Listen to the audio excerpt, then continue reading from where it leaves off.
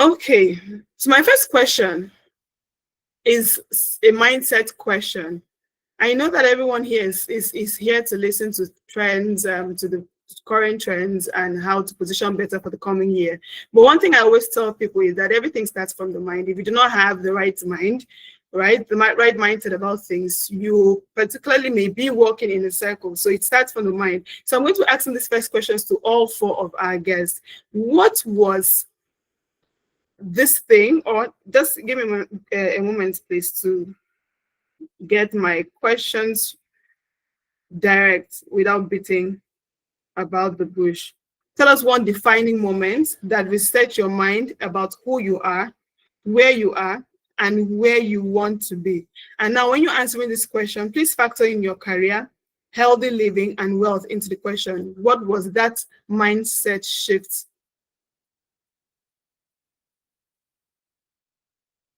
And I'm going to be putting this question out first to Bolaji. I know that he's the only man amongst four ladies or three ladies, and you should expect that I'm going to be starting most questions with him. Okay, so since Bolaji is not ready yet, I can see your message, Bolaji. Let's start with Oyinkansola. One defining moment that just reset your mind about who you are and where you want to be.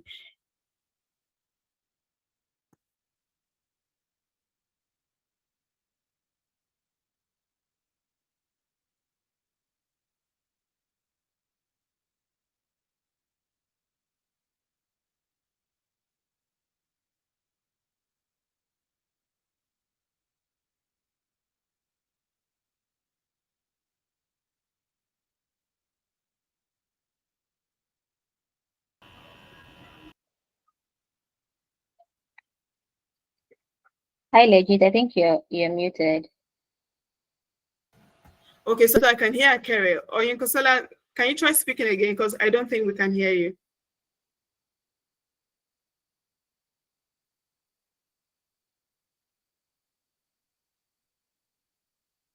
Okay. Yeah, so can you hear me now? Yes, I can. Yes, I think I was not seeing the option for the mic before, so I think I needed to leave and join back. So so was Oyinkansola speaking already, or should I I go? think you can go ahead. Please go ahead.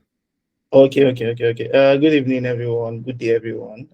Depending on where you are, it's a pleasure to be here. So and thanks once again for inviting me to do this. So I think I like events like this that are by marketers for marketers, because I mean it feels like a safe space where everybody just comes to like rub minds.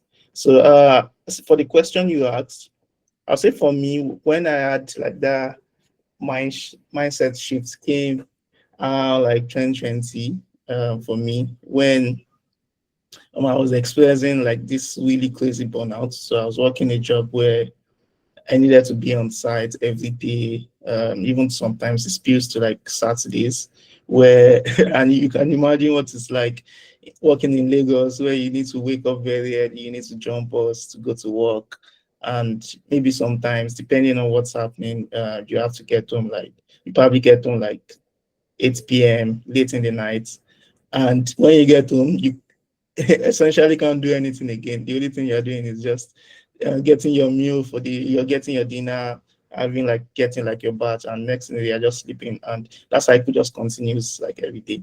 So I just one of those days it just hits me that how long do I want to continue this for? Like this kind of job is not the kind of thing I think I want to keep doing, because it's kind of like limited the kind of things I could be doing. And I think another thing that was also like a major factor was I was also looking at like my finances, that if I'm going to achieve the kind of things I really want to achieve and the kind of life I really want to live, I needed to be more intentional around what I was doing. So being intentional around what I was doing meant the kind of skills I needed to build, because I looked at a couple of I looked at what I needed, what I wanted, because I knew I wanted an opportunity where I could earn higher, I could live a more flexible life. So, and that meant I wanted to be able to like work fully remote without necessarily having to jump bus. Because at that time, jumping bus or even just going to work every day was super stressful.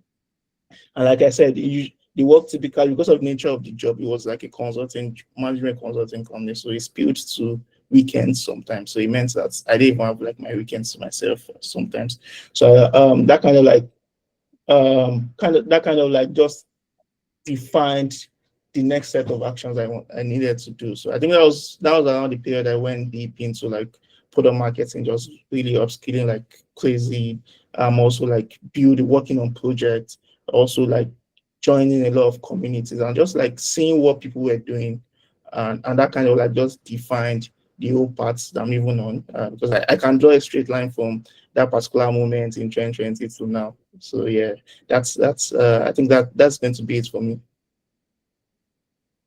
Okay, I think it's relatable, where it's like, you know what, I have to review or reflect on what my life is right now and what exactly it is convenient for me, or where I want to be in the next couple of years. So I think that story is very relatable. Having to jump, I believe you live in Lagos, having to jump onto the Lagos to work, and then but even coming back, I remember one day I was in Lagos traffic until 11 p.m. This is me who left my house very early in the morning, and then I'm in traffic until 11, and I need to be back at work. I need to wake up, let's say 4, 5 a.m., prepare and go back to work. So I can relate.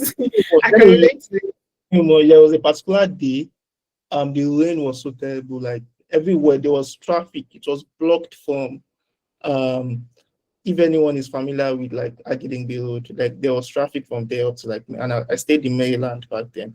The traffic was so terrible that you couldn't get like Uber, you couldn't get like bus, like, everywhere was blocked. So I needed to trek from work.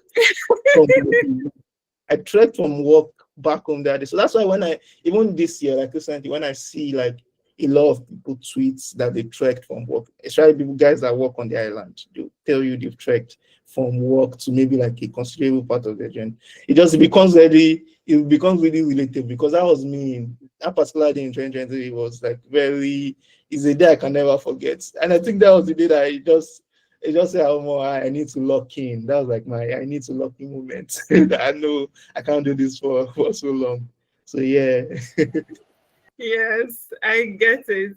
Thank you so much for sharing. And the next person, that I've read her story online, and it's quite beautiful, but I still want to hear from her. What was that thing that made her know that, you know what, this is not where I want to be, or this is where I am, but I have to be somewhere else? And that's Folasade.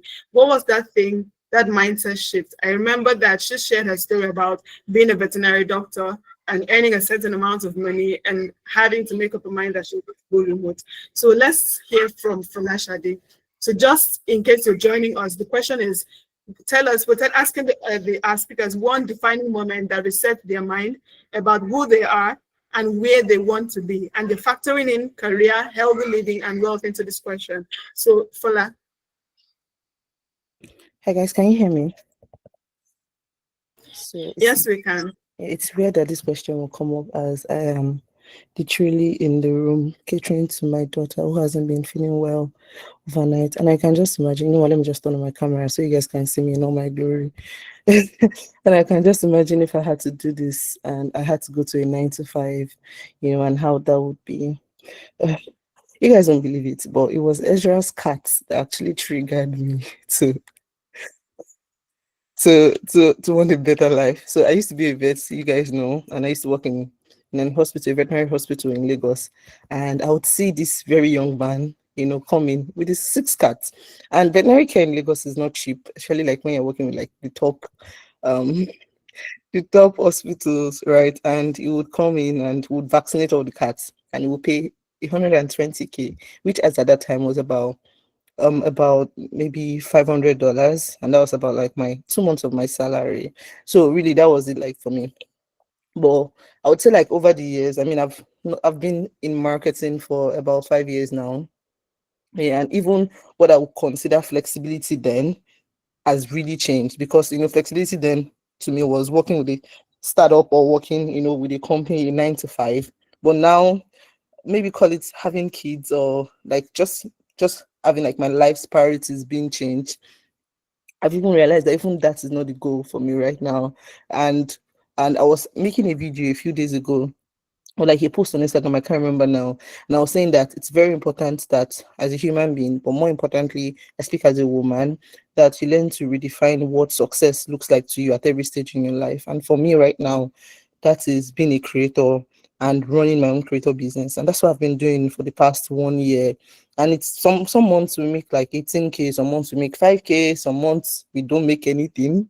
But it's okay because it gives me the flexibility, to be there for my girls, which is like what's most important to me, at this particular time. So for me, I think like, and just to summarize everything I've been saying, is that journey to discovering what do I want for my career, it's not be a one-time thing, right? It will happen over and over again as your life's priorities begin to shift. But it's up to you to be self-aware enough to know that, okay, what is this season to me? What works 2 years ago would not work, this year. And how can I optimize my life for that? I'm going to turn off my camera again.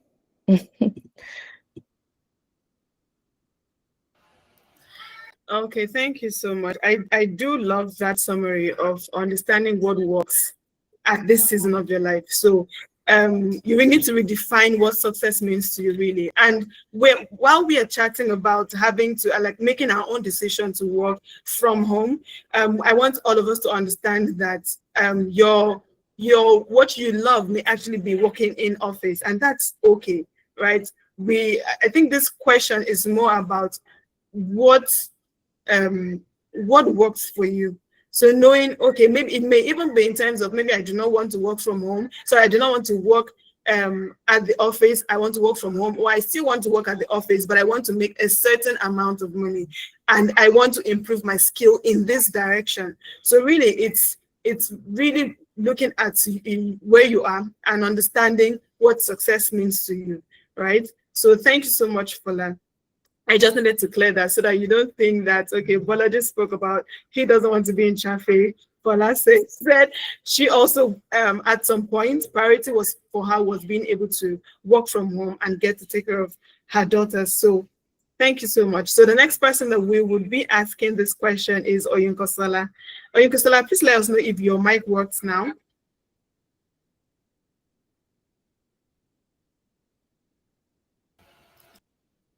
And if Oyinkansola isn't ready, Jessica. Hi, Jessica. Hi, Legit. You look beautiful. Oh, thank you. You're welcome. Yes. So please go ahead. All right. So first of all, I want to give honor to whom honor is due, which is I want to hail my able Lagos people and your Lagos traffic. I cannot relate. I've sworn that I'm not going to live in Lagos at all. Oh my God. Like seriously, you are really trying. Really. But I want to say that what motivated me for me, number one, was flexibility. So when not really as a child, as a young person, say like 19, 20, 20 something, that time remote work wasn't really a thing, and digital marketing, I'm not even sure. I think maybe digital marketing was a thing, but it was still in its very, very early stages. I have always wanted to work from home.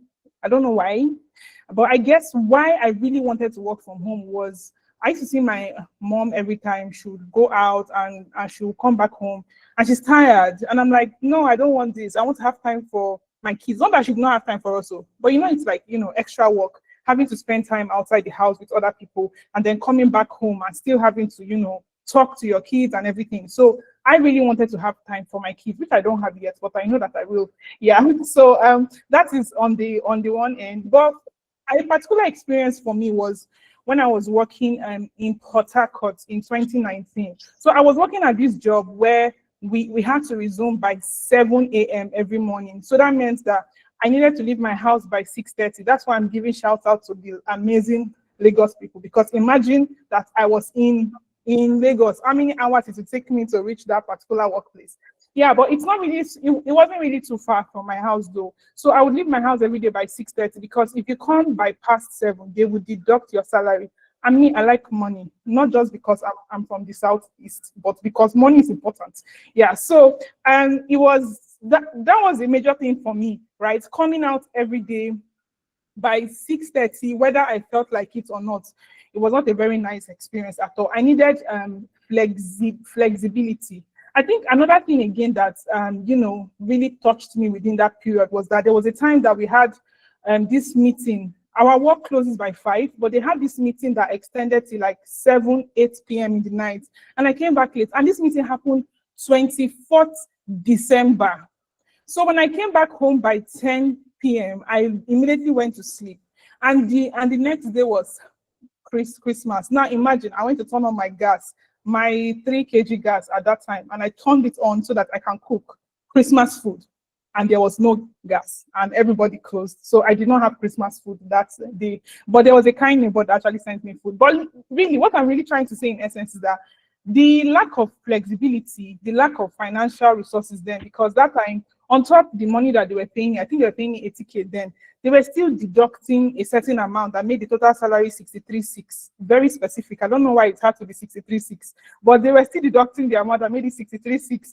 And I literally had to be paying for rent, pay for this, pay for that. How am I going to be able to pull all of that off with that money? At least at that time, minimum wage was like 30, 20K. So at least I was doing better than the minimum wage people. But it was not still like, doing plenty things. But I tried to transition. When the whole COVID thing happened, I was told to sit at home without pay. So I went back to writing, which I was already doing, ghostwriting. And I really put in the work with the ghostwriting. But the problem was that I was burning out. Like, I was burning out a lot. And I had this call with my coach then, Coach Bolaji. She was teaching about writing and then writing a book or so. And there was a question that she asked me that if 10 people give me 10 books right now, and these books I used to write is like almost like 65,000 words, 30,000 words. So she was like, if 10 people give me 10 books to write at the same time, can I be able to pull it off on my own? And have I built, reliable people that I can outsource work to? And I had to be honest with myself. And I told myself, no, because even the people I was outsourcing work to, at times they'll send in work that would make me cry, But I'm very grateful for that particular meeting I had because it made me start rethinking. So when my friend brought this business writing opportunity, by the way, he didn't even call it B2B SaaS, he called it business writing. When he brought up that business writing opportunity, it was an intern position that was going to pay 50K. And I was already earning a lot more than that from ghostwriting. But I was willing to pause all of my ghostwriting stuff and take a chance on that particular, gig. And I'm really happy because that was the start of everything great that has happened in my life career-wise. Yeah, so that's it.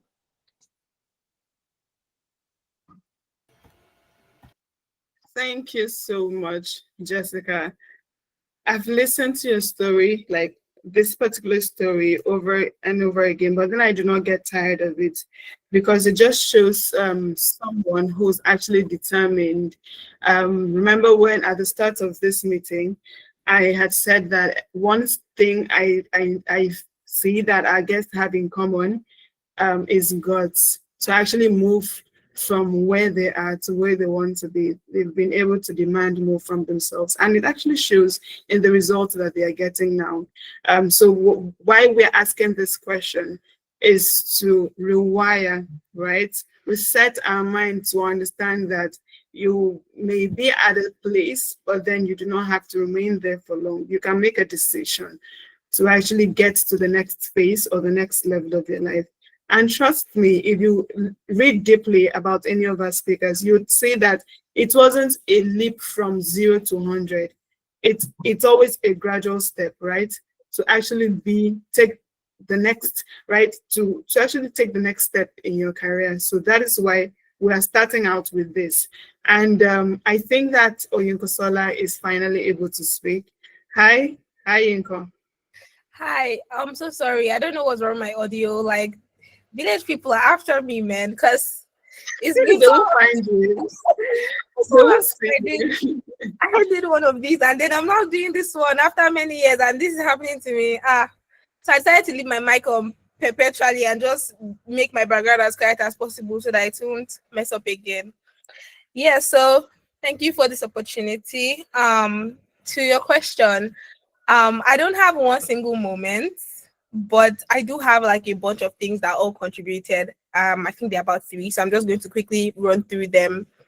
The first thing was my time in uni. So anybody that knows that doesn't know, I attended Covenant University, and one main thing that we were taught was that every man is absolutely responsible for the outcome of his life. And that particular statement really stuck with me. Papa was always saying it all through the 4 years that I spent there.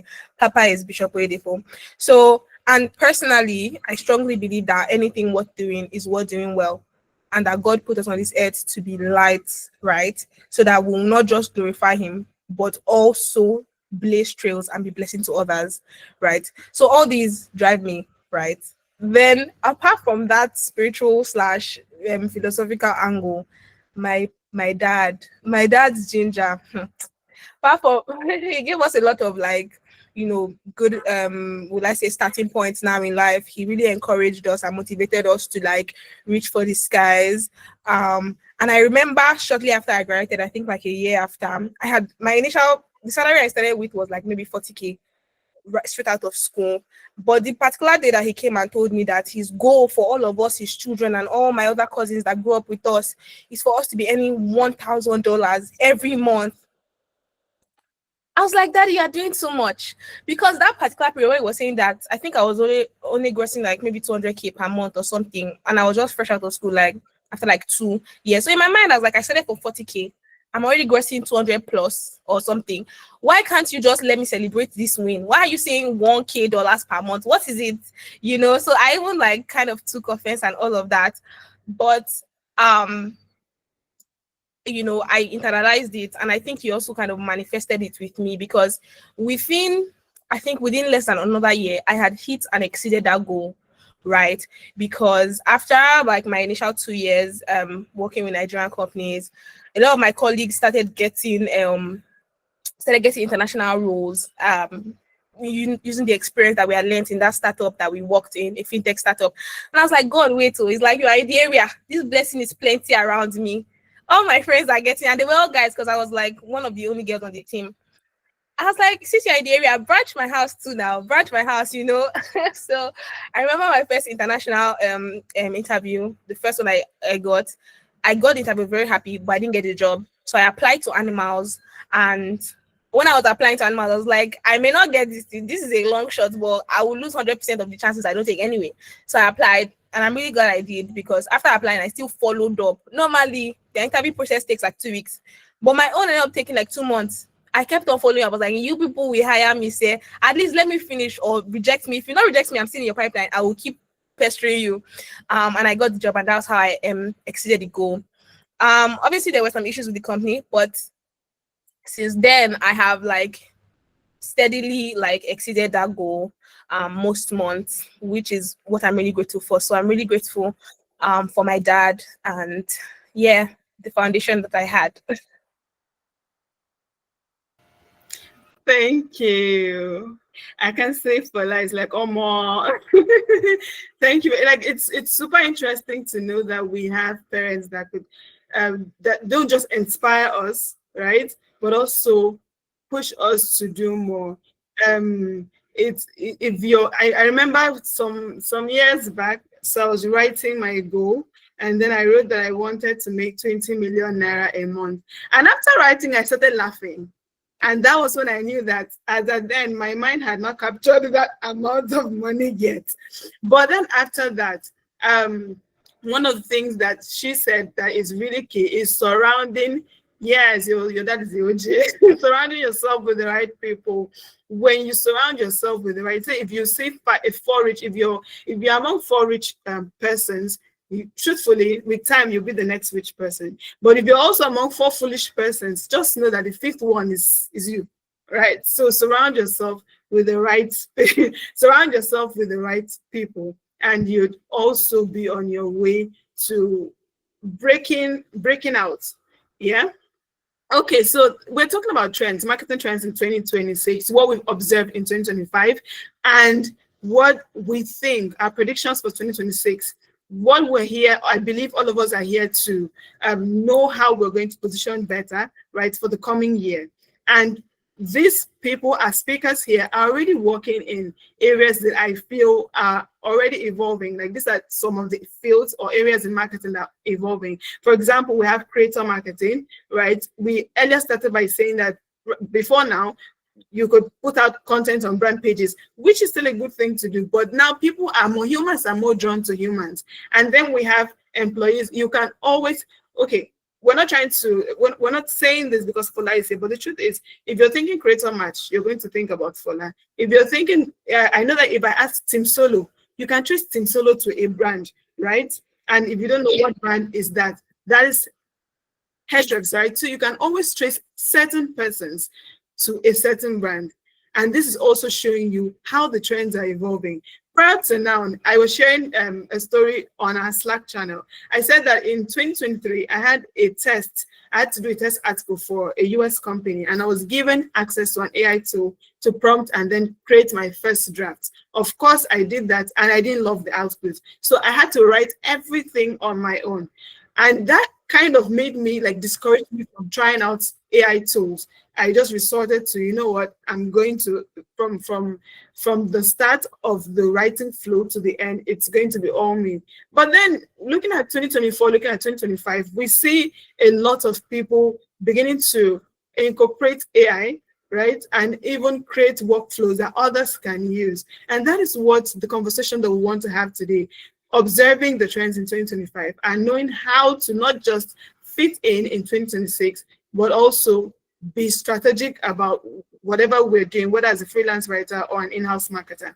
So the question that I'm going to be asking now is understanding how each and every one of our speakers here found themselves in the current path that they are towing. We have creator marketers here, we have a GTMS expert right here, and we have a I love to call her the Bufu content queen. And recently she's also been sharing how to use AI, build AI content workflows. So I want to find out what made them position themselves in their current expertise and how has the journey been when they started and now.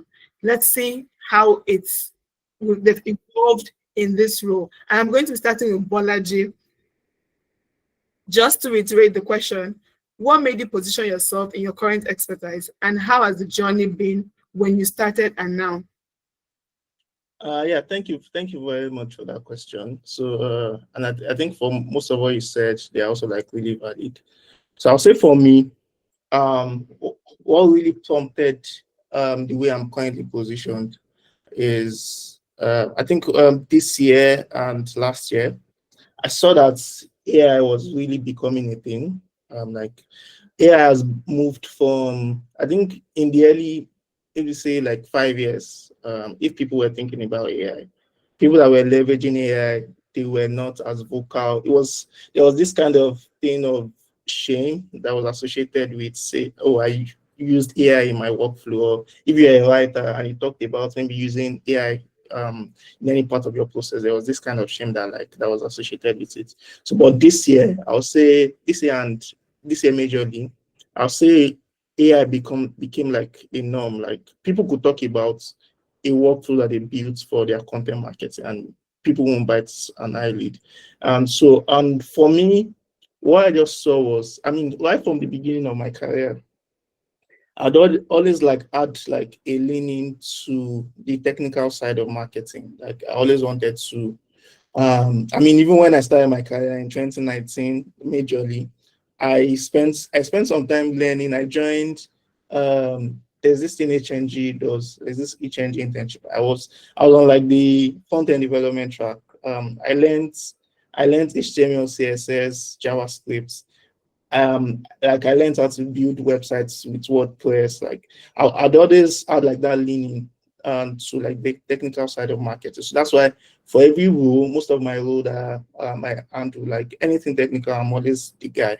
And even for some of my roles, you say, oh, if it's about tools, go and talk to Bolaji. So what I saw was with the evolution of with the way AI was really evolving and how it was really impacting the way we approach growth and also like driving revenue as companies, I saw that there was really like an opportunity for me. So it was an opportunity for me to really, so I saw like a gap there where I feel like I could really develop myself, because I felt like I was already at that part. Because a couple of years ago, I was already building workflows, using tools like Apollo, orchestrating tools like Clearbit before Clearbit even got acquired by HubSpot, using tools like I mentioned Apollo, HubSpot, a couple of Intercom, like a couple of the tools that you typically find like a marketing tech stack.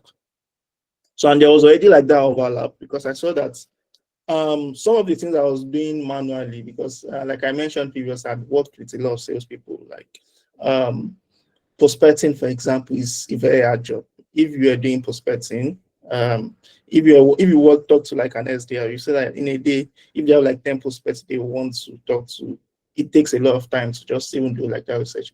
And with the evolution of AI, I saw that those are things that could be done automated, like really quick. And all of these things meant that there has to be somebody that can really take on the mantle of just automating things, building workflows, and like the technical side. And I already had, like I mentioned already, I already had like a leaning into that part. So I just felt this was like the way for me to move. So, and one thing I also had like a foresight for was what's going to happen is there's like this particular quote that I usually say on LinkedIn. I like it because it resonates. It says, "Master AI before it masters you." So, that's always been at the back of my mind. I mean, I have to master AI. Like I've always been together.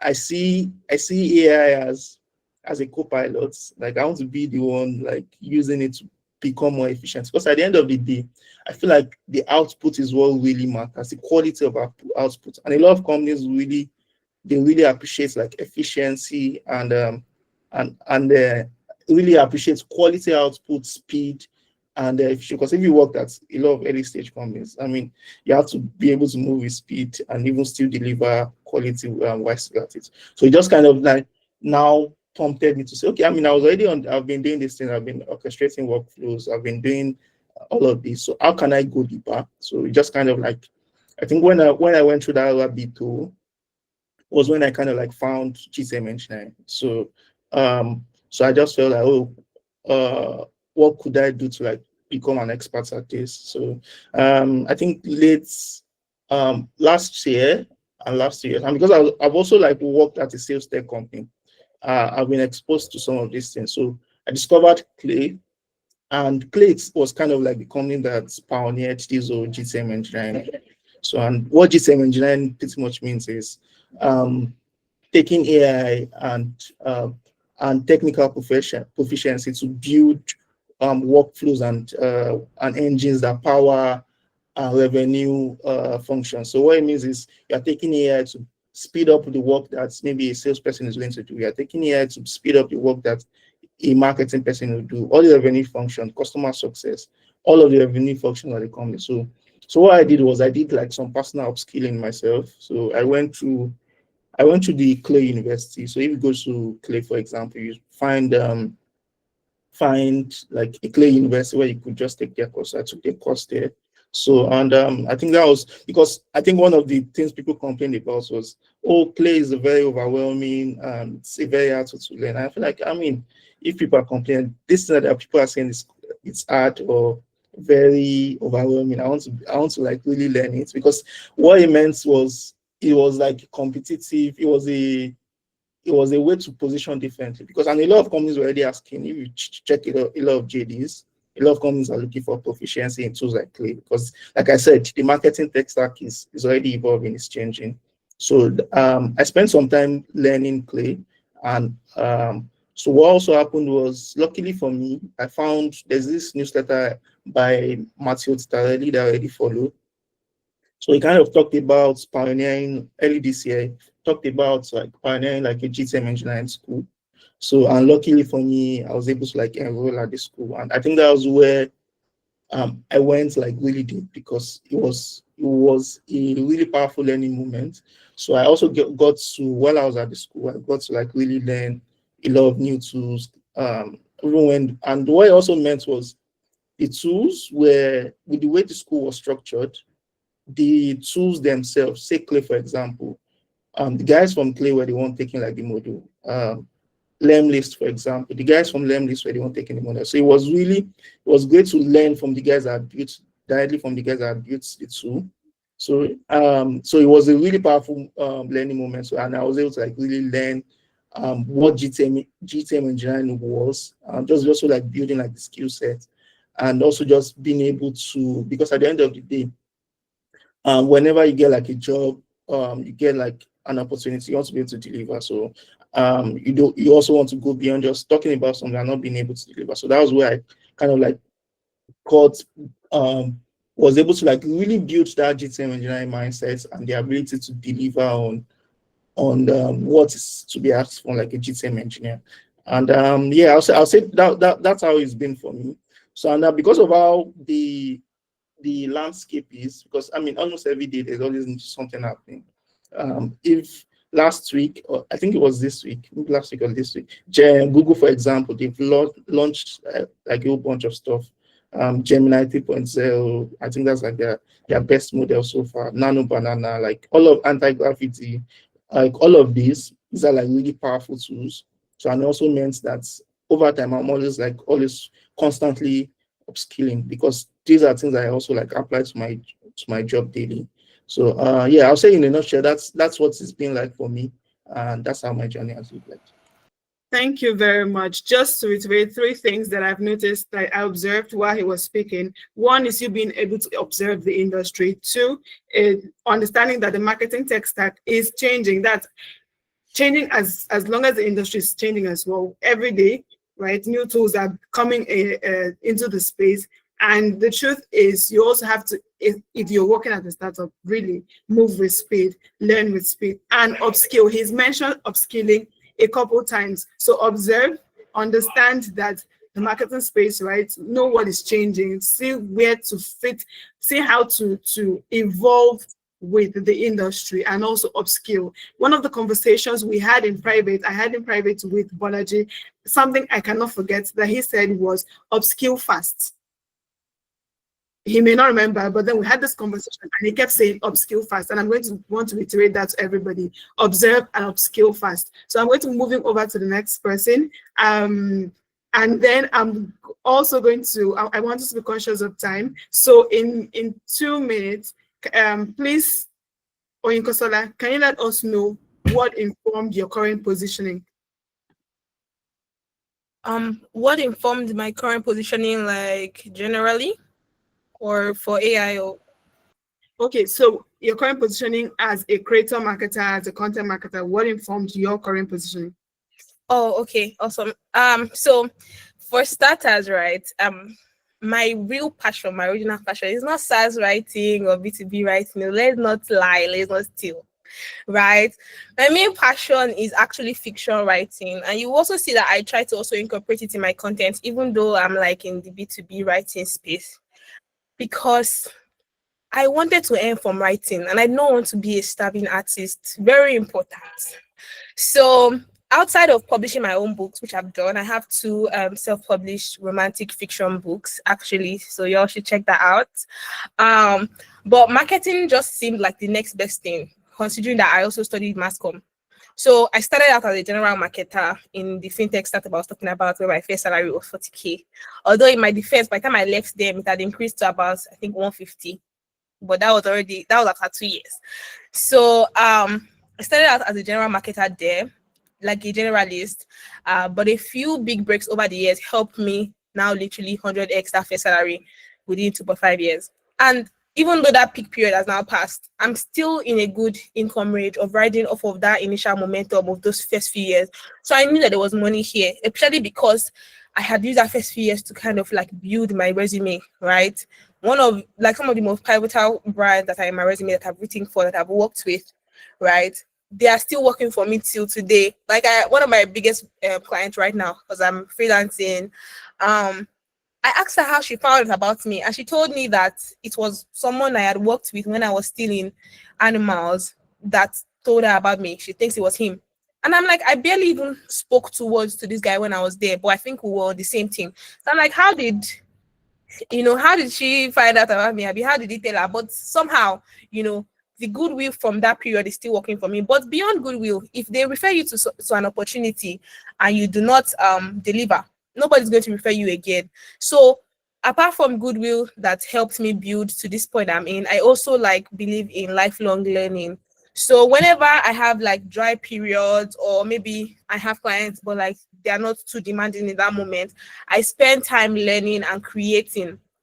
I spend time learning and creating as a way to boost my personal brand and be visible to like prospective clients as well, or prospective employers, and also as a way to, maybe even eventually become big like our boss Folasade here.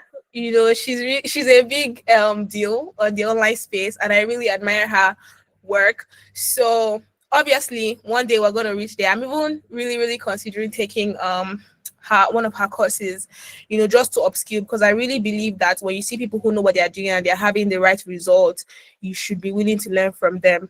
So that's what helped me. Networking, building my resume really early, and then lifelong learning, so that when people refer me, I'll not go there and fumble, spoil the front for other people, Yeah, so that's what. Thank you very much. Thank you. Please, if you're being referred, one of the things that make me put in more work, right, is because your work today will speak for you tomorrow. And you don't want to shame the person that referred you.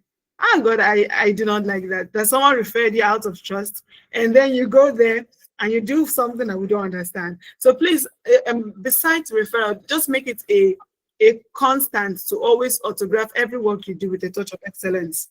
Okay, so that's one key thing to take out of that. Would move on to Jessica. Sorry. Okay. Sorry. I just wanted to add something too, because I don't want to discourage people. It's not every time that you always be great or that you always bring your best foot forward. You can make mistakes. So if you make a mistake or they refer you and then you go and fumble, it does not mean that you will not give up or like talk yourself down. Or get yourself back. If you can repair the relationship, repair it, but then go back to your drawing board and improve. Don't just stay there and wallow. Yeah. Yes, we get better every day. Thank you so much for adding that. Jessica?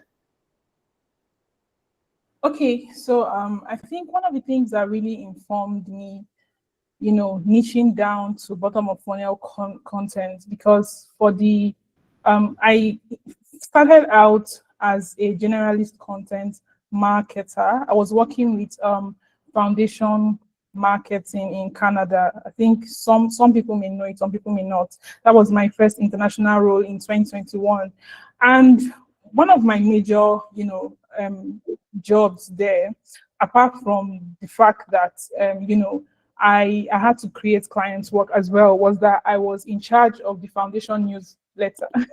I just saw what you wrote. I'm sorry for laughing. I'm so sorry. Okay, so the thing is, one of the things that, apart from writing for clients, I was responsible for creating their newsletter. I was responsible for creating the foundation, case studies, growth case studies. And I think I developed a particular interest in understanding what made, brands like Canva, Webflow, Loom, and a couple of others grow, especially the content angles. Of course, I know that there are a couple of things that makes a brand grow, right? It cannot be content alone. In fact, a lot of people do not attribute, growth when it comes to the revenue side of it to content marketing. But I completely disagree, because when it comes to creating stuff like bottom of funnel content or even product-led content, those pieces can directly drive the revenue for a brand, depending on how you are doing it and whether you're doing it well. So I was so interested, I became interested in that from working on pieces like that. I was responsible for researching, outlining it, briefing, I think Ross would leave feedback on my work then, but then over time, he stopped leaving feedback because I had grown in it. Now, by the time I was leaving for foundation, which was in 2023, I was let go. But the way, let it not seem like I was leaving. I was let go, but I will talk more on that later. There's a question that I feel like I may be able to address that. So by the time I was actually let go, and then I started working for myself. Or rather, no, let's not say working for myself, working for other brands, working for brands like Hotjar, Content Square. One of the things that I noticed too was that I kept getting assigned bottom of funnel pieces.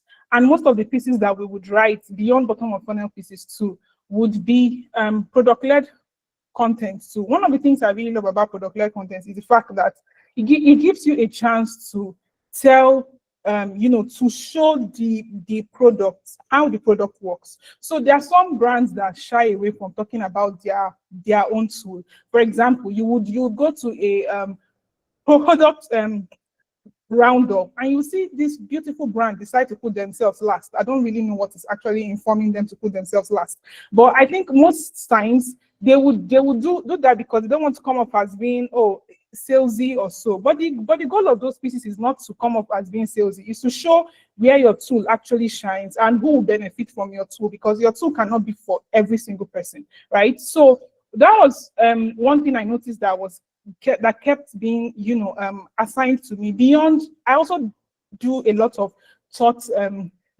leadership content too. I also do having to interview subject matter experts. I also do repurposing too. But the one thing that I noticed that I really was passionate about was bottom of funnel and product led, mostly because they were directly tied to driving revenue for the brand or sign-ups for the brand, which are really important goals that every business, actually looks out for. So by 2024, I was rethinking of how I was positioning myself, especially when the whole AI boom became very serious.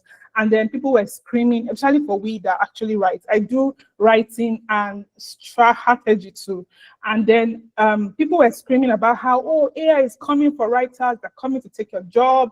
Writers, we are fainting here and there. You see one writer fainting by the left, another one fainting by the right, and so on. But one of the things that from using AI, that I learned was that even though these AI tools are good at pulling information, they don't really, they pull information from existing sources, right? And I felt like a way for me to stand out, and become better was to learn how to create content based on internal insights and external insights. So what do I mean by that? For example, there are some brands that I actually work with that have their internal experts on the team share things that they hear on calls. For example, sales share what they hear on calls that keeps coming up over and over again, that is relevant to that particular topic that we're writing about.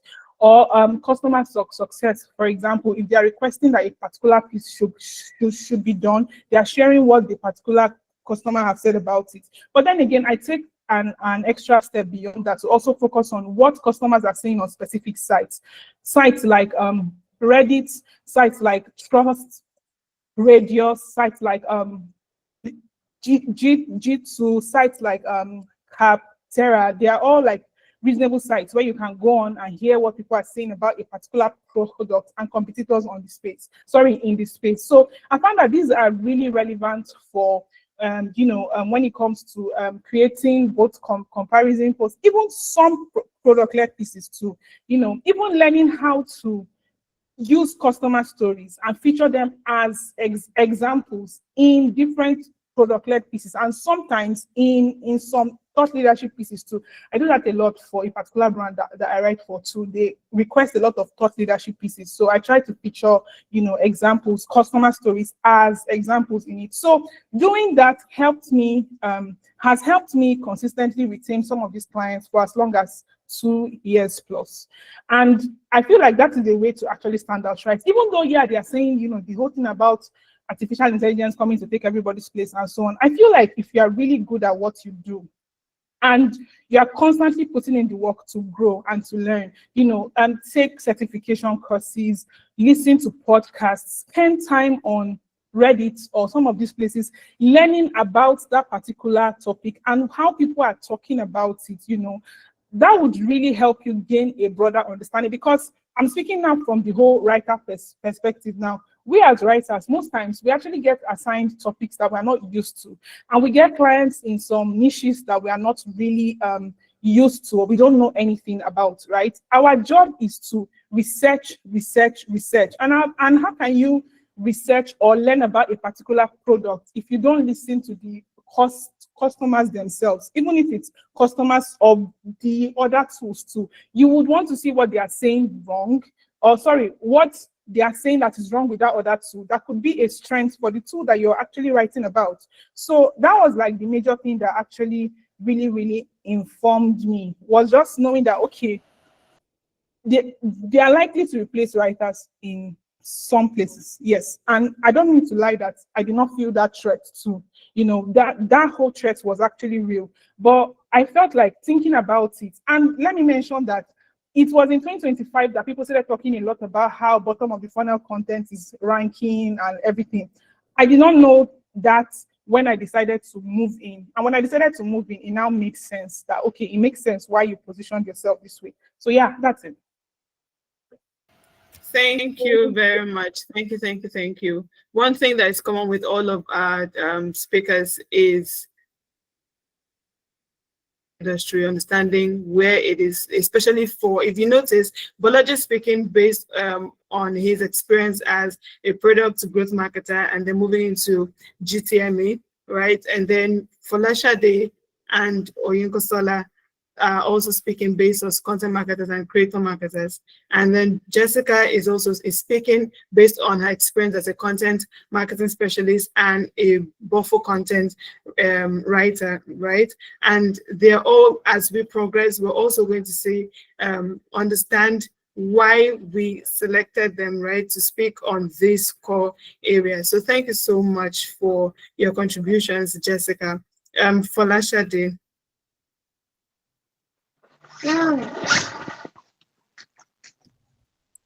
Hi. So I'm just going to keep mine like very short. If I get you correctly, the question he asked was, how did you like pivot to like what you're currently doing in marketing, like fine-tuning Yes. it, right? Yeah. Yes. I think, yeah, for me, so it's crazy, but I think that I was always supposed to be a creator, like be a creator first, because I actually got into marketing by writing, by creating content. But because I also like took some upspot courses, I got into the 9 to 5 world while still creating content, right? And I think over time I just realized that being a creator in and of itself is a valuable skill that even companies are willing to pay for, right? So I started out in Creator Match. I work for a LinkedIn marketing agency. We work with brands like Notion, like Claude, like Fiverr, and a bit of like B2B SaaS brands. And even there, like my role is as a creator, right? Like I started as an account manager, sourcing influencers for these brands. But right now, what I do there is in my capacity as a content creator. And I feel like it's just like seeing all of that like the same skill that I used to create videos and make carousels, and build a community on Instagram, on Twitter, on YouTube is valuable. Brands are literally paying for it. I work on the brand side and I see how sometimes, you're begging creators that, oh, sorry, we just have 3K. Can you take it? And I'm like, wait, it's like I'm on the wrong side of this equation. How am I begging someone with, this amount of money? Or like, you're like, oh, or maybe like the really high profile creators and they're like, oh, this person's rate, and usually they have managers and they're like, oh, this person's rate is $20,000 for a post. I'm like, that's something I'm doing. I don't want to be a marketer forever. I want to be on the other side where, someone is also begging me, with money, and it's already happening. But yeah, it was just being there and seeing that side and being like, okay, I'm being like, okay, looks like there's an opportunity here, both as a freelance creator, like as a creator that is just creating content on LinkedIn, on Instagram, and as a creator in a house, which is like I do 2 of them right now. So I work with brands as an influencer. I also work inside with brands as a content creator. Do you get? So for example, at Creator Match, when creators send in their scripts, I review to be sure like the flow is good, storytelling is good. When we are hiring creators, I'm like looking at things like that. Do you get? And then we are also working on a few initiatives, and like that's like my main skill set. That's why I'm on that team, as a content creator. And I need to say this, that I feel like a lot of us are sleeping on LinkedIn for creating content. I've said before on Twitter, I said, bring your vlogs, bring it to LinkedIn. People want to see it, right? Brands are now, influencer marketing has moved beyond just influencing for wigs or for payment apps to B2B companies. They want to see what tools are you using in your day-to-day.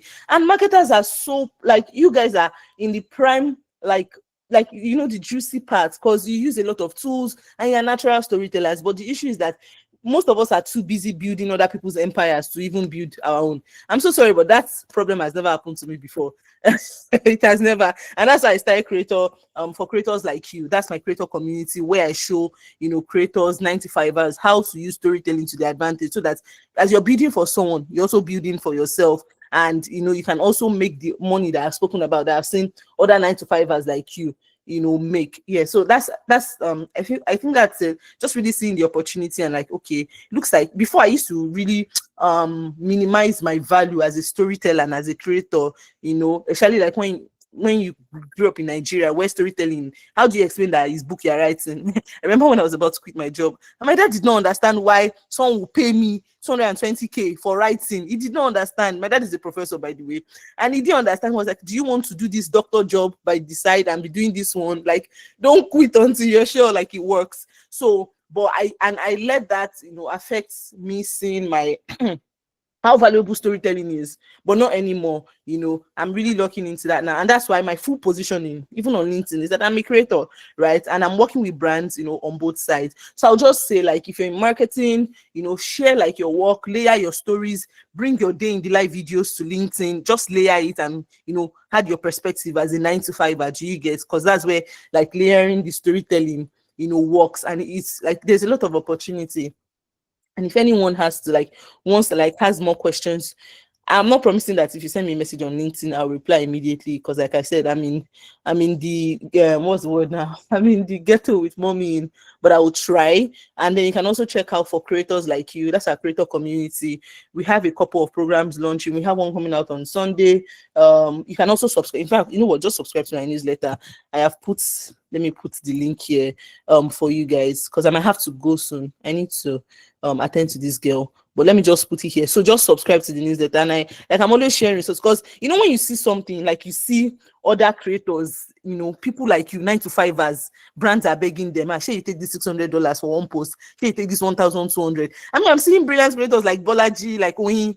They are using tools, they are technical, but they are not, you understand, they are not people are sleeping on money. I like what you said. So, sorry to cut you there. I like what you said about everything I was saying. I think it resonated with me the most, because I think this year was when my eyes really opened to this side of the income. I'll say this year will be the most I've also like earned the most from like creating content on LinkedIn. Because one thing I also found out was, if you check my post, I made a post that was like day before yesterday on Wednesday, just talking about tools I use in my GTM workflows.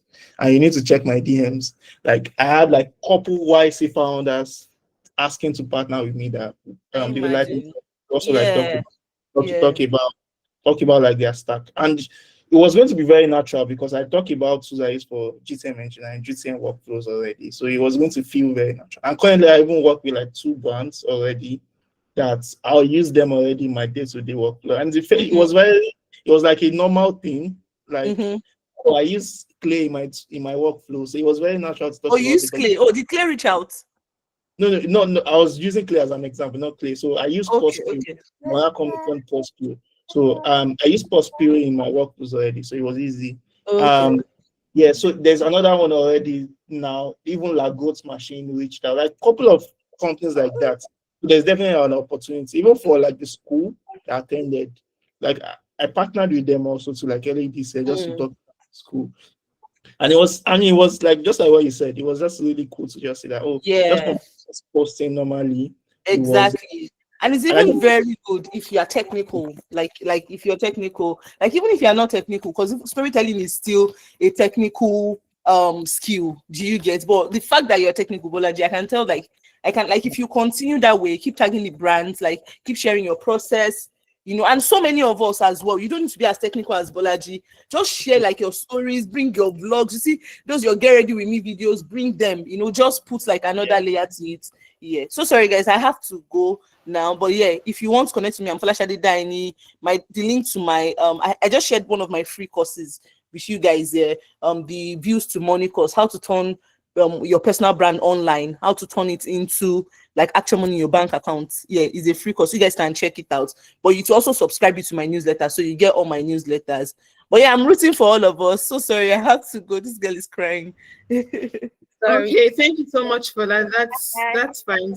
Yeah, Fola's baby is a little bit under the weather. She's strong, She's so strong. She's yes, strong. she's Like strong. our She's African strong. parents say, she's strong in Jesus' name. She's strong. So she's strong. Oh. Yeah, so her baby is strong and she has to go. Although I would have loved to ask one more question, but really she needs to go. And if we have any questions for her, we can just drop it in the chat box. Would communicate that to her and see how that can be answered. Fola, we open to that? Sorry, what did you say? So I'm saying that I would have loved to ask one question before you leave, but if our guests, that our audience have a question, they could send it in and maybe we could see how to send that to you if you're open to that. Or we could just have this one last question before you go. Okay.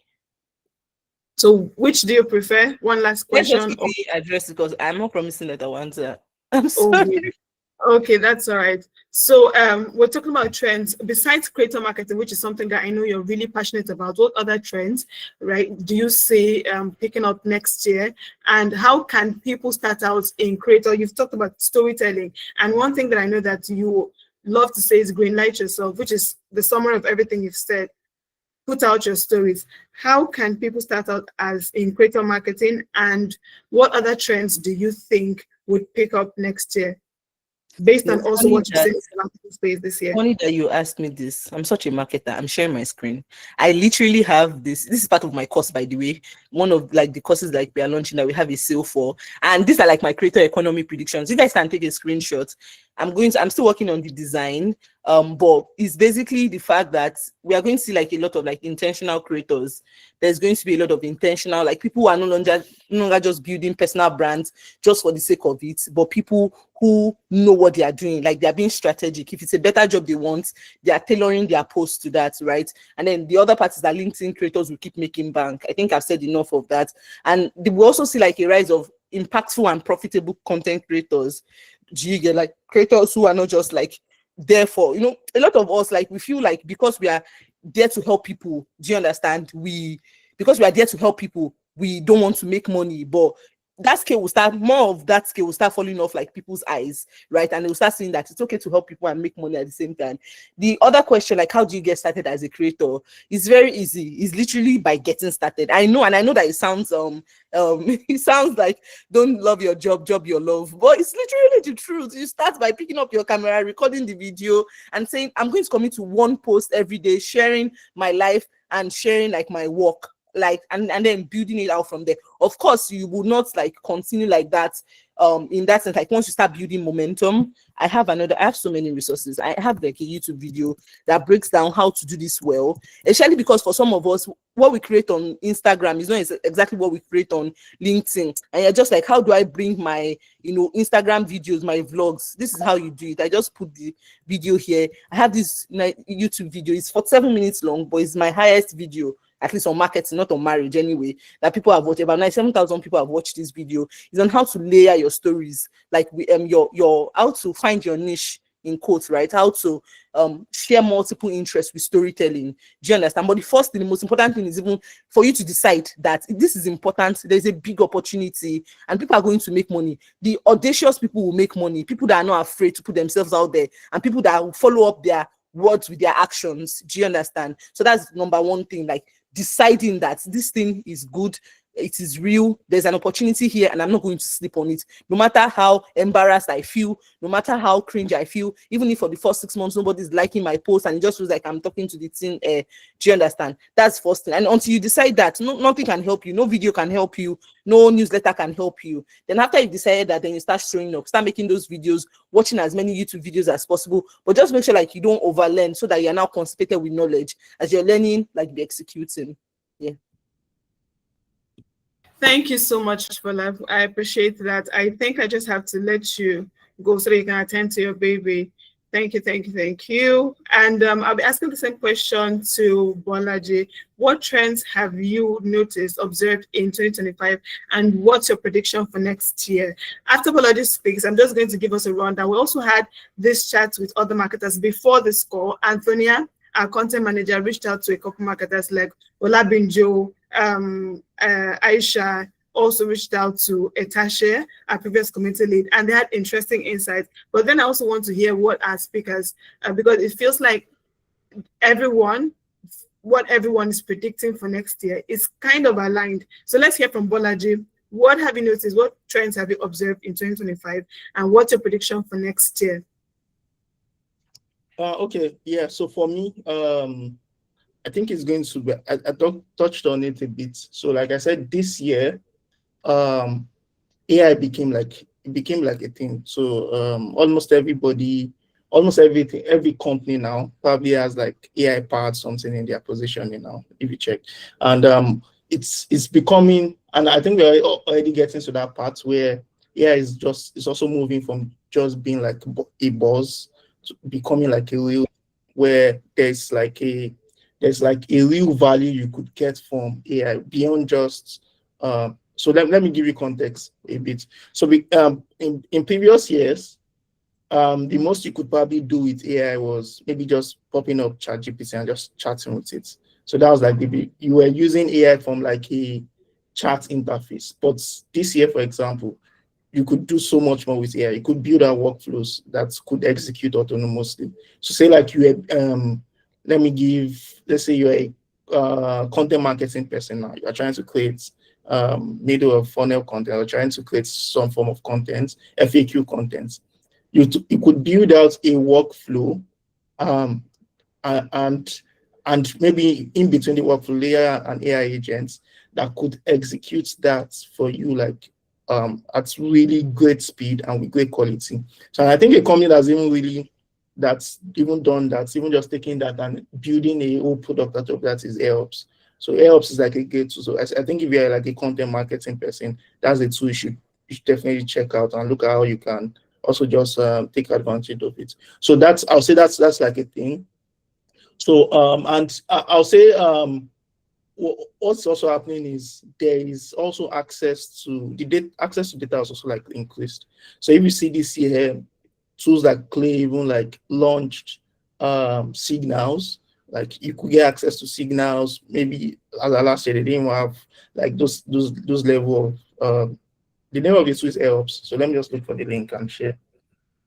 So if you do stuff around like content marketing, do stuff around like SEO, and there's EO now on all of those EOs that keep popping up, just check out this tool. I'm dropping the link in the comment section. So I just did. So there's that also too. So it means that people could really contextualize like the outreach they are doing, as opposed to previous year where it was more spray and pray. So now there's more access to data. And shout out to Clay, because that's like the one up for access to all of these enrichment data you could get on like your prospects. So and I'll say, and shout out to Folasade, I'll say creator marketing tool is like a big thing. So why I say it's a big thing, and I feel like it's also going to be like one of in terms of like next year, it's going to be like one of the biggest channels is. So one thing that's happening is with the advent of AI, what's also happening is there's now like there's like huge AI slop right now. So, and what that means is anybody can go into ChatGPT and just with one line they're getting contents. Some they might not even check it out. They might not even fact check this content and just post it out. So it means there's like access to what's it called? There's access to people can post any content on their platform. So, and why I feel like B2B creator market, and because I've also done like some work around like in one of my past roles, I've done some work around like partner marketing, is people view creators as a trusted voice, in the sense that, I mean, by default, if you're a creator on, say, LinkedIn, for example, people expect that you've probably done your research on what you're trying to talk about. You're trying to, you've also like maybe used what's, I mean, that's for like the actual creators that do the real work. You've actually used the tool, you know what you're talking about. So people are definitely going to be turning to these people for information. So for example, now, if I was to start talking about like a tool, a new GTM tool, I mean, the onus is on me, because definitely I don't want to form myself. And it means that I've done my research about the tool, and I know people are going to like take whatever I'm posting on my LinkedIn. People are going to definitely want to listen to it and probably want to check it out. So it means that I need to like take my time. So it means that if you are as a company, you are trying to act distribution, one of the channels you definitely be looking at is creator marketing, and building your community is also like very important, because that's also a way to also build. Like I said, there's a lot is happening. People are launching every day, so you need something that's definitely going to stand you out in the market. So that is definitely going to happen. I think I've talked about how AI is really evolving, and almost every role right now, there's going to be like some form of AI element to it, in the sense that you're probably leveraging it to speed up manual aspect of your work. So maybe not necessarily, because my own approach to AI is it's not taking away your work. So you are probably going to be focused more on the high leverage parts where you need to actually do yourself, say content marketing. Yeah. So you're fact checking the references, you're also like really fine-tuning the results. You're also even like the direction. So I think that also now leads me to even just content generally. I feel like original content, thought leadership, is really going to win. Like if you are as a company, you are able to take there's some context, some particular context about your product or your market or your customer that you won't find anywhere. That it's only from like a subject matter expert you can get it from.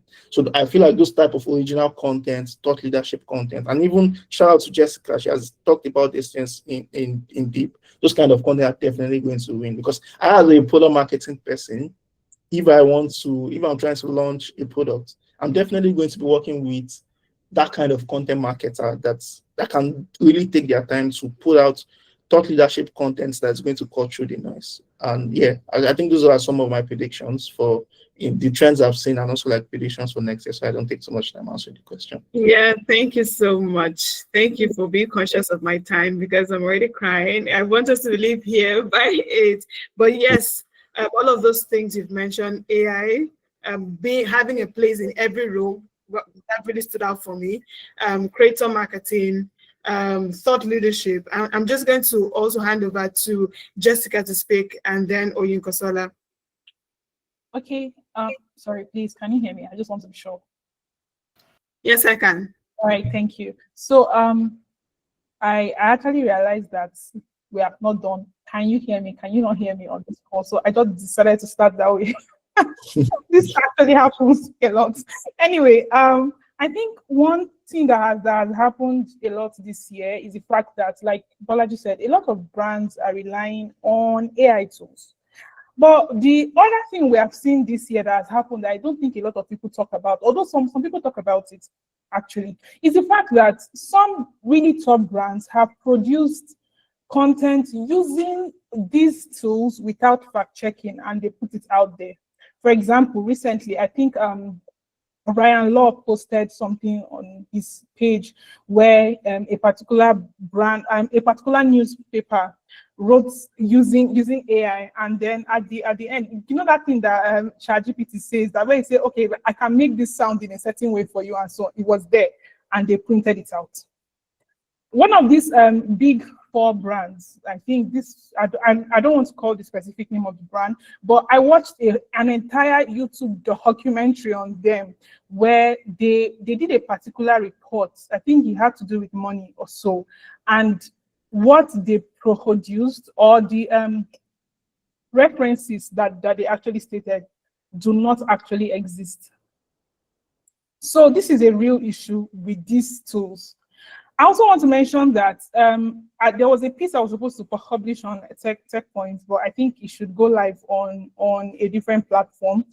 In 2024, BBC carried out an experiment. So they asked for tools, that is ChatGPT, Microsoft Copilot, Gemini, and Perplexity, to summarize 100 news stories. And then they brought in experienced journalists to actually review what these tools came up with.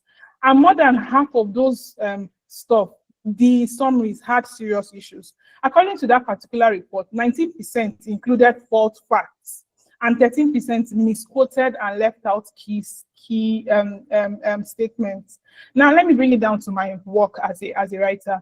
I analyze a lot of, both webinar transcripts, even sales calls transcripts. I analyze a lot of Reddit conversations, and I take them and I put them in the AI tool, and the craziest things happen. This wonderful tool, I use ChatGPT and Claude. I like to compare them. I want to try out Perplexity, but I've tried out the free version. By saying I want to try out Perplexity, what I mean is I want to try out the paid version.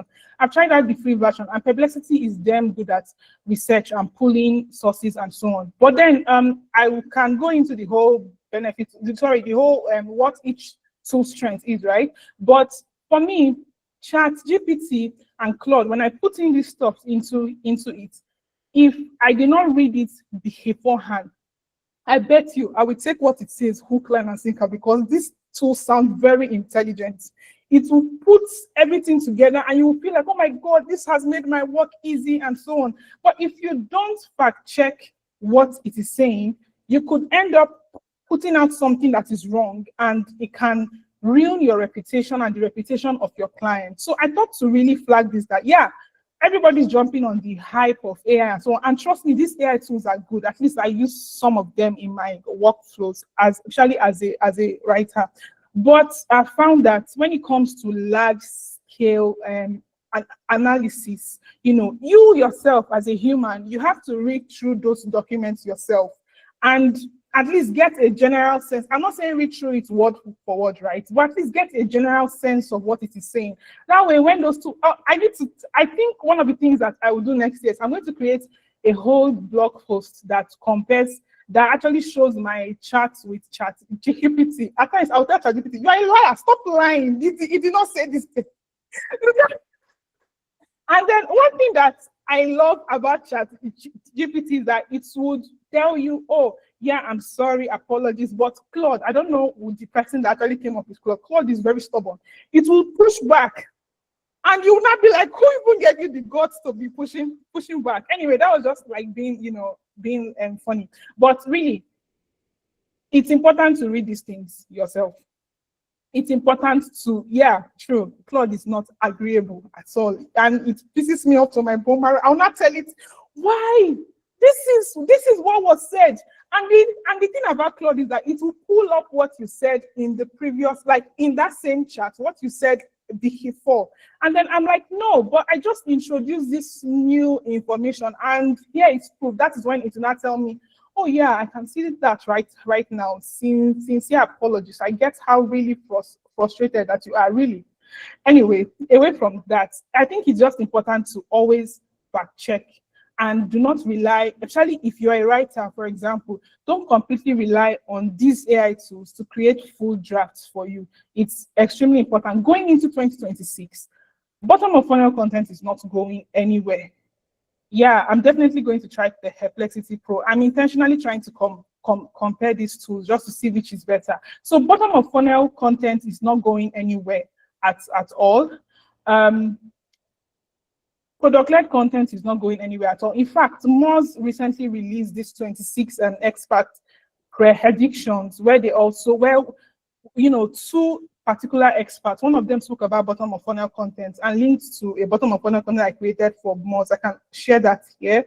And then another spoke about product-led content too. These are contents that are really driving results for businesses. So if you're a writer on this call, I would really encourage you to consider exploring bottom of funnel content intentionally. Oh my God, thank you. I'm going to check it out. I really would like to encourage you to try to learn how to create bottom of funnel content and product-led content. So if you're wondering what are examples of bottom of funnel content, we're thinking comparison post, product roundups, we're thinking app tutorials, while thinking use case pages, both the landing pages and use case articles themselves.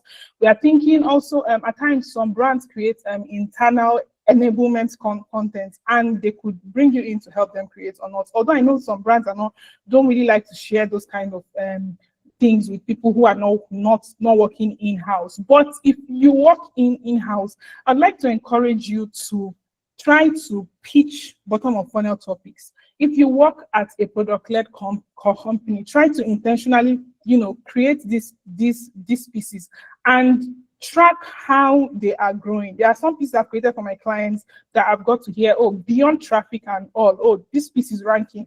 Great, it is ranking, but is it driving sign-ups? Is it driving with results? So these are things that I always look out for. And some clients would confirm, oh yeah, this has driven sign-ups between few days of having to put it out and so on. And that's how you know that, okay, what you're doing actually works. So if you can intentionally learn these skills, it will be important. And finally, Reddit is such a big thing, but I need to mention that a lot of marketers right now, because we've been talking about Reddit is important, we now have a lot of marketers going to create accounts to be posting things that are not true.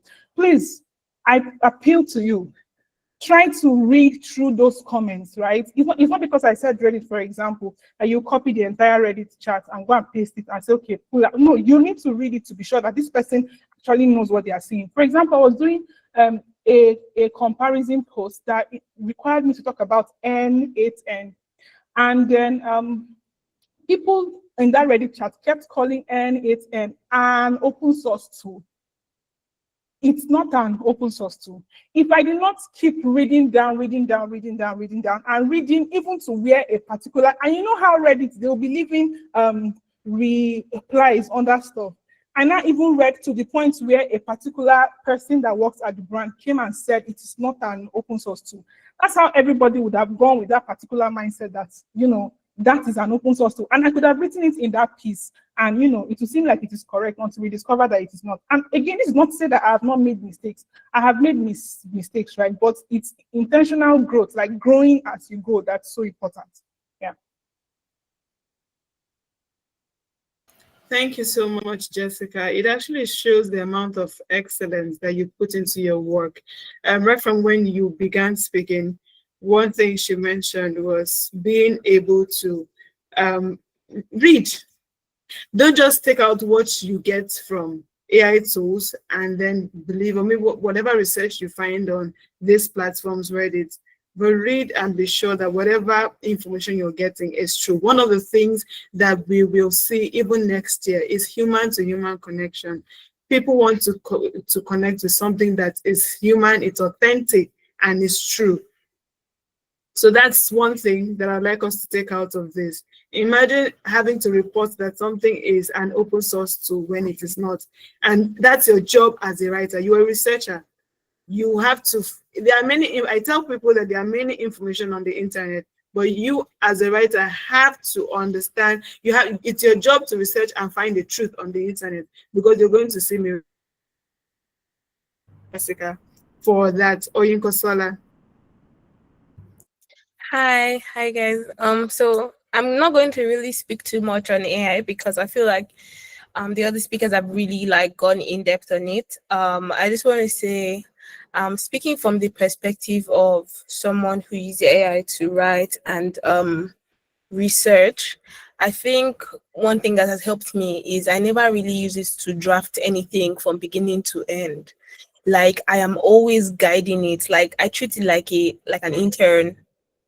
I don't want to say it in a bad way, but how people used to treat interns very, very poorly before, they were speaking to them anyhow just to get them on the right path. That's how I treat AI, and I really hope that there's no zombie apocalypse in my lifetime, because they will call for me. I'll just be like, why are you not listening to me? Can you frame it this way? Remember what I said before. Pay attention to this. I'm so hard on it because I try to just guide it to tweak my ideas or my work or my initial output so that it actually comes out sound like me. And one thing I'm always drumming down the ears of my AI, which is ChatGPT most times, is that write it, let it sound like me, let it sound like my style and my tone. Because I work really well with templates, I always try to give it templates too. So I'll say, this is something I wrote in a similar pattern that I want you to write this new piece for me. Follow it, include these ideas, blah, blah, blah. And then when I now write it, I'll now carry it. There's a high chance that I will even change 90% of it. But what it does is that it removes one critical part of the writing process for me, which is basically that brain fog moment where you are just stuck. you just they look the paper they look you, nothing is coming, because it's not as if you don't know what you're doing, it's not as if you're not smart or an expert, but you are just stuck. Maybe a lot of other things in life have happened, but you know what you're trying to put out. So you just tell the AI, and then the AI gives you that initial draft that unblocks you. Yeah, so I think that AI is still going to expand more and become an even bigger trend in 2026, and that for whatever field that you're in, whether as a marketer or even otherwise, you should figure out what people in your industry are currently doing with it and try to upskill so that you not be prepared for a world that no longer exists. So beyond AI, I also think that employee content / thought leadership as a marketing strategy is also going to rise more, because what we're seeing is people want to buy from other people, right? People are not that keen on like buying directly from brands anymore, which also explains the rise in, you know, creator marketers or creators generally as well, right? Everybody's now in this bubble where if they're not hearing it from their fellow person or somebody that they trust or somebody being followed or that they admire, they don't want to hear it. So, and that's where like brands, if you're working in-house, that's where brands really need to come in. If you're not working in as you're a freelancer, maybe you're only used to do general writing before, you should strongly consider ghostwriting for like brands that are looking to even, you know, create online personas for their executives or for their like main employees, so that even if those people are not able to do it by themselves, they can outsource to you, right? And if you're an in-house person, you should also consider building your own brand. And there are like tons of benefits for it, even beyond marketing for the brand that you're working for, because as a person, people are going to know you, they're going to resonate with you, and they're going to gather hand and help too when you need help. Like I remember when there was this mass, they don't like to call it layoff, but let's just say mass letting people go in one of my last companies, right? I got jobs, freelance gigs really quickly after, because even I had not been as consistent online as I am now, but I had been a little bit consistent, right? And I think I made one post about it. Some of my former co-workers and a bunch of people in my network, people just said that the outpouring of recommendations was massive because I had been online and been in people's faces, right? I mean, I still got some weird low paying jobs too, but I could see the heart. Like I knew that this person just wanted to come through for me, do you get? Because they had connected with me and my content in some way over time before I now actually needed that help. So that is important. So I'm not saying that we should use employee content or thought leadership as a crutch or replacement for like a full what's it called, marketing strategy, but incorporating them into your workflow is going to stop your brand and even yourself, I mean you as a person, from becoming redundant. And then moving away from that, I want to talk about own channels, right, versus social media, because in as much as you want to build yourself online, that aspect is important, but owning channels like email, newsletters, communities, personal websites, those are very, very, very key, because the internet is a very interesting place. Algorithms are changing every day. Every day you are seeing people with think pieces about how Instagram has done this one, Twitter has done that one. Like there are always things happening. But one thing I was even going to say when Fola was here, but she had to leave. One thing I really admire her for, and one thing that she has been reiterating for a while, is owning your own channels, because nobody can take that one from you and you control it, right? No matter what happens to your internet, to your social persona, eventually those people who are your like main guys, your loyalists or advocates, they will still be with you, and you can still keep monetizing, you can still keep growing and influencing within those own channels. So are these trends just buzz? I don't know, but since we're planning for the immediate future and things are constantly changing, I think it is just worth thinking about. Okay, I'm still going to refer this question back to you before I go ahead. Is you are a creative writer, a content marketer, you have also followed your creator journey. And my question would be how, what ways can other marketers, right, evolve and start out in creator marketing? You've mentioned something really interesting, owning your own channel.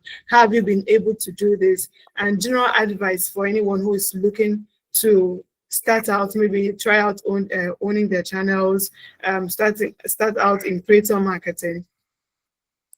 Okay, awesome. So yeah, how I've been able to like do my own channel. So over the years, I've built newsletters around both my creative writing persona and around my B2B SaaS persona very recently, because I initially used to use most of my social media, which was basically only Instagram, to be honest, to connect with my potential readers. So it was just like a natural next step to like have a newsletter where I like update them and let them know, okay, I have a book coming out, oh, this is a countdown, my launch and all of that. So I've had that for a while. They're running into a couple of hundreds because I haven't built it in a while. But every few months, I'll just like send them an email, hope you're not forgetting about me, I'm cleaning the cupboards. And I still get a lot of people responding and being like, we miss you, where have you been? And I really appreciate it because I know that these people are always going to be there for me, even if they're just 200 or 300, versus the online people that are supposedly 10,000 or 5 million, but only like maybe 1% of them are actually responding or engaging with what you're putting out. And then for the B2B SaaS, I also recently started a Substack where I provide value, right, to people so that they can say, okay, this is a thought leader in the space. And then the long-term plan is to grow the readership and then be able to like monetize it more. But until then, it's still in the works, and I still have other projects that are like taking up my time. But I think that it is worth exploring. So if you want to start out, generally speaking, I would recommend 5 things. Number 1, building in public, which I already covered. I don't need to go into too many details, but just be visible, let people see you and your work. Number 2, networking. Like, it's not that you now enter networking and pitching, that you enter people's DMs or their comments and start being a nuisance. No, but like you can start, with genuine connections, maybe find something that you have in common with the person, or maybe a post that they made or a recent announcement, something worth celebrating with them that you can use as a soft landing, and then now, move from there. Because like I said, a lot of my career progress I've had over the last 6 years, it is through people. A lot of people, maybe I even met them online, I've not seen them face to face before. And then the next thing is upskilling, because you have to keep learning. The world is constantly changing. If you don't change with it, you become redundant.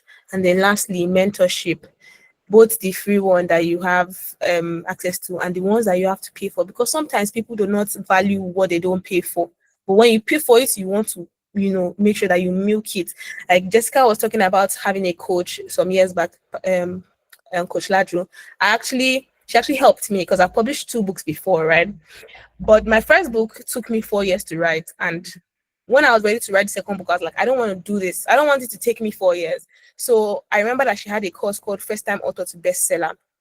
It was very expensive then. I was still a NYC person. But I was like, I have to pay for this course and I have to write this book fast, right? The course was promising that it's going to help you write your book in 3 months. I couldn't really afford it at the time, but I emailed her and I asked her that can she please help me hold the early bird price, and can I pay it at XYZ rates, because it was in dollars then, I remember. And she was kind enough to reply and say, okay, yes. And I told her, even this money itself, I cannot pay it once, so I'll be paying it with my NYC allowance every month. But you see, this course, I have to take it.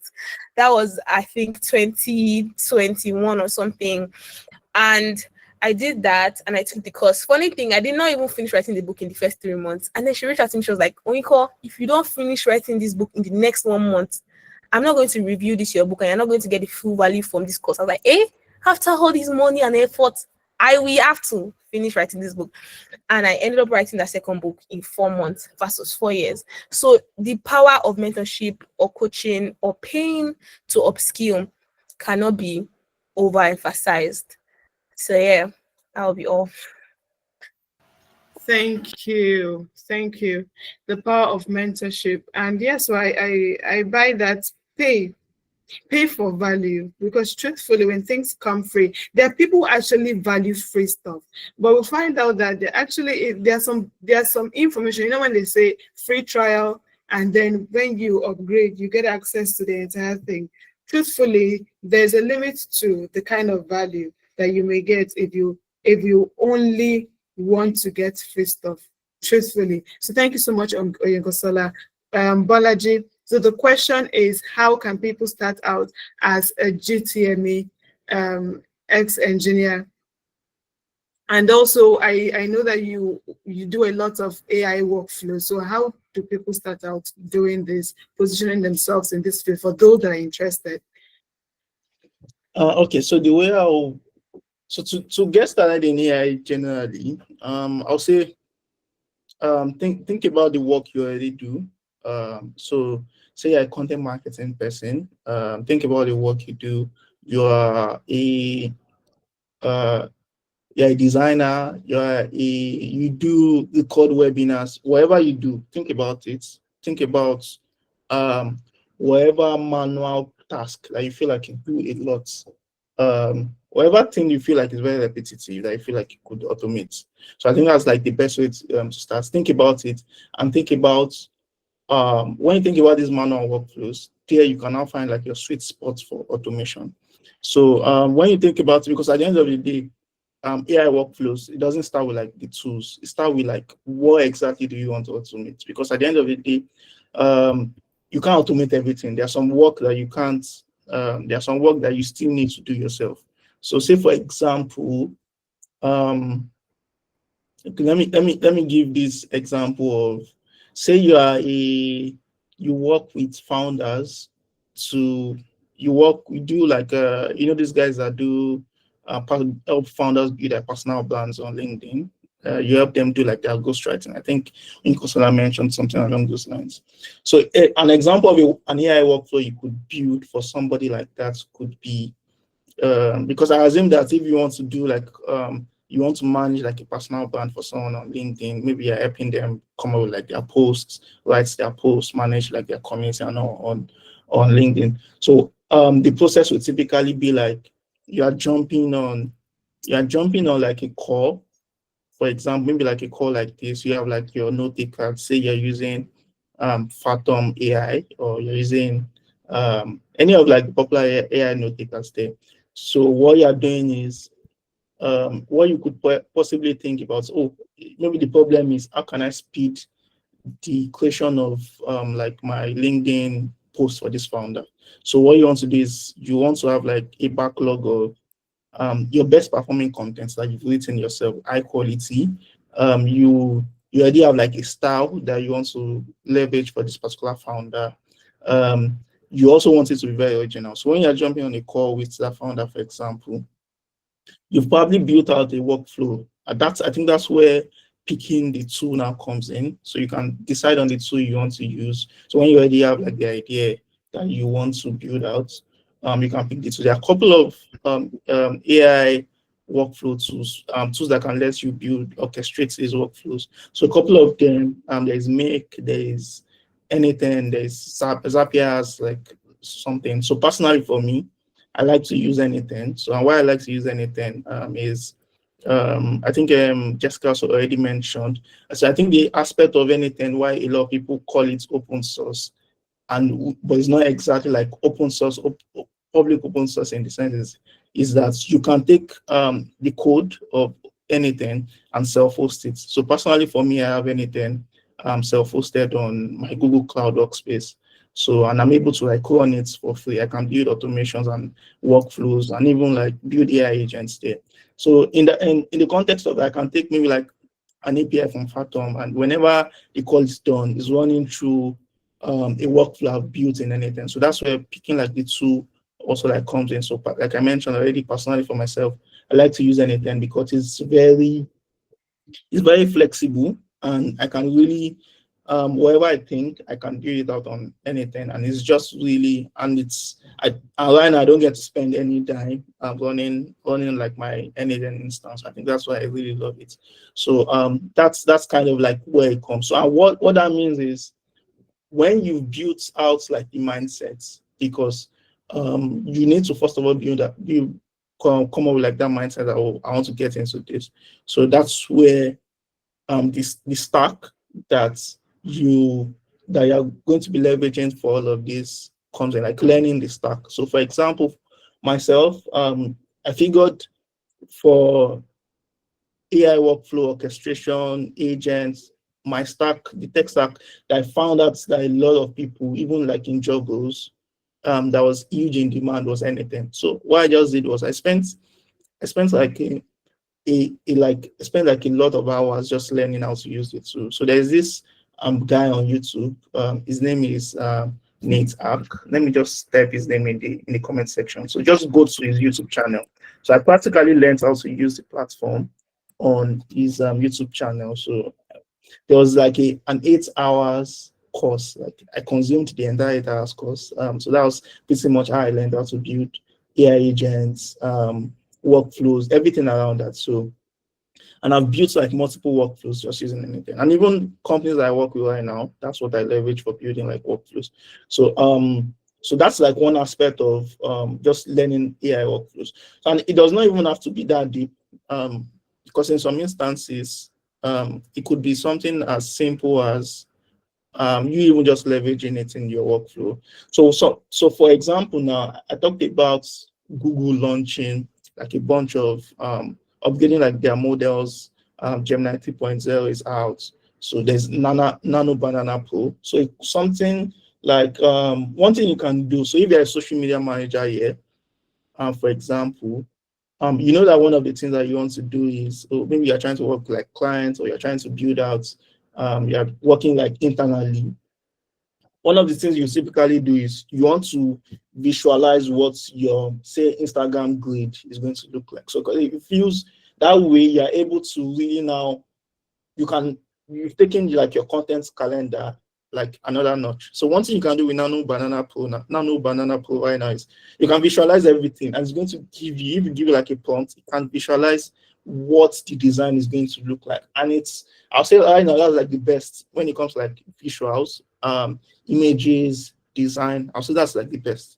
My current LinkedIn header right now that I have, I pretty much designed it with Nano Banana Pro in less than, let's say, 30 minutes, like with just a prompt. And if you check my my LinkedIn header, for example, now you probably think I designed it in Canva or use like a design tool. So that's kind of how you need to think about leveraging all of these tools. You have the idea, then look for like the stack. So why I'm emphasizing this is because the stack is going to keep evolving. So, but look at the ones that are in demand. So for me now, the most in demand stack, if you really want to go deep into like the whole AI, GTM, the whole thing, I'll say the stack that you should probably go deeper on right now is understand the LLMs. So right now, the most popular LLMs that are out there, so there's OpenAI. So understand the whole ecosystem of OpenAI, what you can do with like the API. So, and when I talk about OpenAI and ChatGPT, I'm not talking about the chat interface. I'm talking about the API itself, where you can take the API, send queries to it, and it returns like a request. So you need to understand all of that ecosystem. There's OpenAI, there's Anthropic. Anthropic is like the cloud models and the likes. There's the Gemini, which is like Google models. So there's a lot of Gemini models. And so those are like major LLMs you need to like understand. You also need to understand, I think one of the biggest platforms you also want to understand is Clay. So you can also, like I mentioned earlier, you can start with like Clay University. That was how I started. So you can pretty much start on Clay University. And there are also like boot camps. So I think there's one, there's Clay Quartz. You can also check it out. Clay Quartz is like really great. Like a couple of people are there. So join that. And there are even like communities that you can also join that also like power like you're learning. There's Clay Club Lagos right now. So I think last quarter, that was in October, I think, or September. We had like a physical meetup.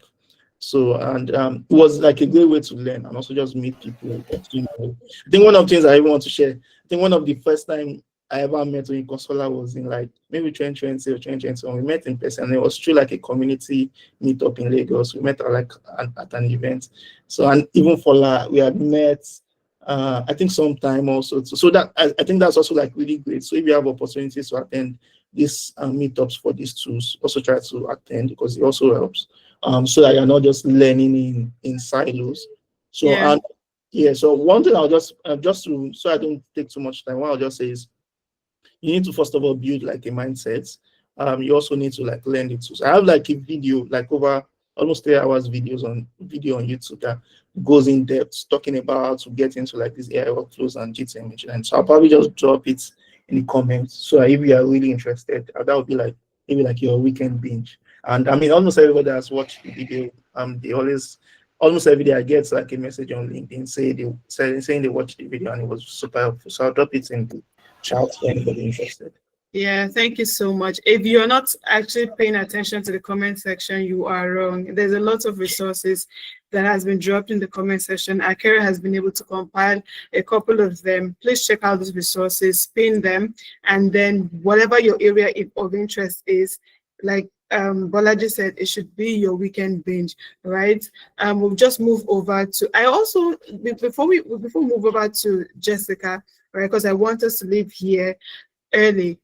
I want you to also join our Slack channel. I hear that some of you do not know that we have a Slack channel. Please, we do have a Slack channel. So Akira is going to drop the link in the chat for us to be able to, you see, I didn't know. Please, we have a Slack channel. We have a community. That's one of the things that Bolaji is talking about. Join communities.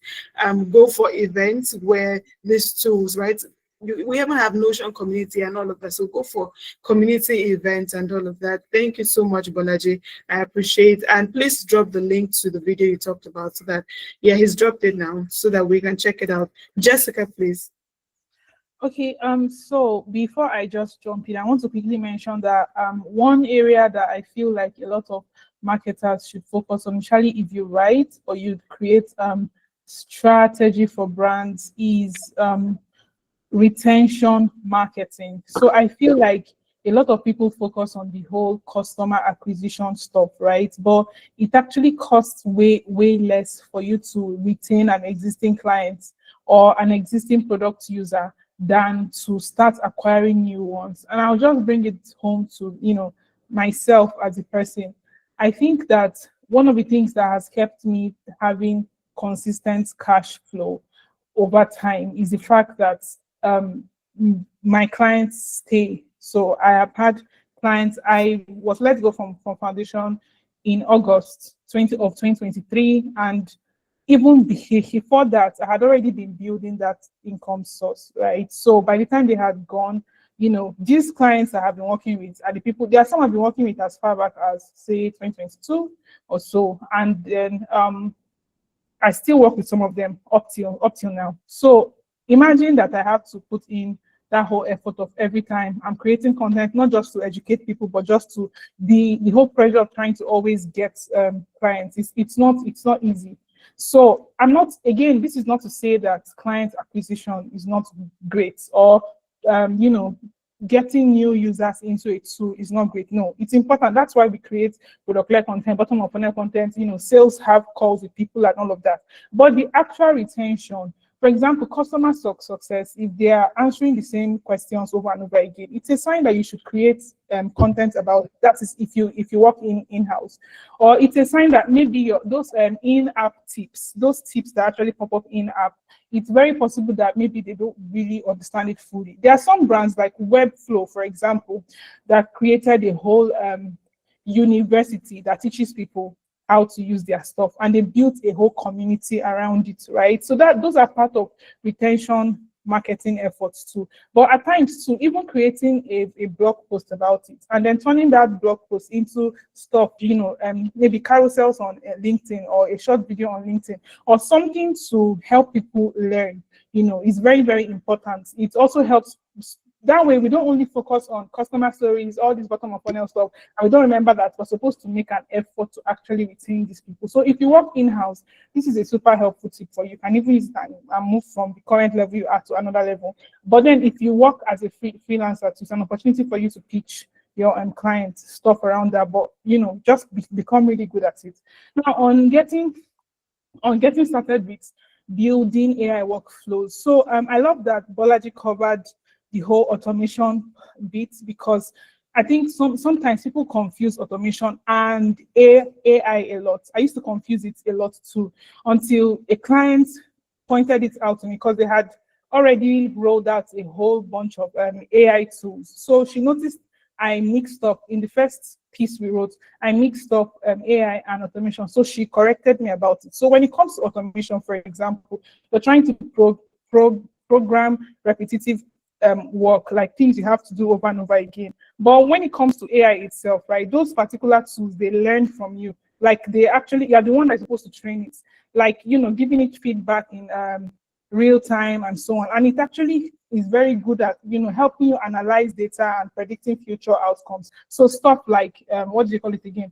Chat, GPT, Claude. And I know that Bolaji focused more on not the chat interface, the whole behind the scenes stuff. Me, I'm going to focus on the chat interface because I want to share tips for writers too that writers would find very useful. I think the first thing that you need to understand is that these AI tools do not work alone. They always need a human in the loop. So you are that human. At times you can be the expert on that topic, or you can borrow from other people's expertise, right? So how do you borrow from other people's expertise? For example, when a client of mine had this conference that they actually do every year, and then they wanted to turn it into blog posts. All I had to do was transcribe, you know, those sessions, and then I put otter.ai has, is it AI or .com? Sorry, I think it's .com. They actually have this thing where when you finish transcribing, you can surface insights from it. But I don't know, they always, every time that I copy it to paste it into Chat GPT, it always tells me, Otter can do that here. I don't know why I never ever use Otter. Well, I've never used them for that, but what I use them for is for actually transcribing. So when I transcribe, I take it into Chat GPT to analyze patterns. So it was from doing this over and over again that I realized that, okay, Chat GPT can completely change what a speaker said. Chat GPT can take what they said out of context. Chat GPT can add its own thing. And if you did not listen, you know this thing where we can be trying to multitask. So while they were speaking, and especially when it's a very boring talk, you know, while they are talking, you are busy frying yam, or you are trying to jump up to get in some daily, you know, steps and so on. These are really good, but make sure that you're listening, or at least you read the transcript so that you can pick up on those things by itself. Next thing on building workflows is the research phase right now. So when you are researching, there's something Bolaji said, which is the fact that you need to figure out the manual tasks. What do you want ChatGPT to do for you? Do you want it, or Claude to do for you, or Perplexity, depending on whichever one you're using? Do you want it to pull sources for you? I've noticed that with ChatGPT and Claude, at times they pull sources that don't actually exist. But I found that in their latest models, it has really improved. Like there's some things that I found on my own, and I'm just asking ChatGPT, for example, and it's bringing up that same stuff that I saw. So you can use ChatGPT for research. For example, you can ask it to scour Reddit to find conversations on a particular theme. Now, let me give a practical example. I'm working on a piece for Product Marketing Alliance. I am guest posting on their blog, and one of the things, and the core people that Product Marketing Alliance targets is product marketers, right? Or product marketing managers. Now, I do content marketing, but because of the nature of the kind of content marketing I do, I can relate to what product marketers are actually experiencing, but I cannot assume that I can fully relate. So what do? I used ChatGPT to pull together different Reddit threads where they've had different conversations complaining about the particular pain point that I'm trying to address. So when you're writing, for example, you always need to anchor whatever piece or topic that your client gives to you, or whatever brief that they give to you, to the pain point. What is the user who is going to be reading this piece, or the potential buyer who is going to be reading this piece? What are they trying to do? Or what pain are they having right now? What are they struggling with that would help them, and how will your piece help them move forward? These are very important things to actually keep in mind. So that way, you are starting your research on that particular ground. So how I like to start my chat with ChatGPT, for example, is I would give it the brief that I have received. For some clients, I create the brief myself. Like I said, I do strategy and I also write too. So for some clients, I create the brief. Yes, you always use deep research mode, very important. I use deep research too. I need to mention that. And for ChatGPT too, at times I use its thinking model because, and what's funny about it is that it just puts there thinking. I don't know why it's telling me that it is thinking, but okay. I mean, it should show that maybe it can think. But really, back to the point, is the fact that I focus on the pain point. So I take what the client gives me as a brief, right? And I try to turn that brief into checklists. That way, it will be easy for me to identify what they are trying to achieve, like the actual business benefits, for example, for the clients, and then what the particular user is trying to do. So that is number one step. You can use ChatGPT to turn your client's briefs into checklists. You can also use ChatGPT, like I said, to check out Reddit, Quora, and some other community platforms too, or even LinkedIn too, to be able to get conversations where people have spoken about that particular topic. It doesn't always apply all the time because there are some topics that maybe they've not really addressed it a lot, but you would always see an overlap in some cases. For example, this particular piece that I am writing, for some Reddit threads, I saw some very reasonable insights in product management subreddits. And what they were saying was not directly related to product marketers, but it was still around the same points, the same pain points. So it allowed me to see from a very, very different perspective. Very, very important. Now, for the research phase too, right? You would also want to split your stuff.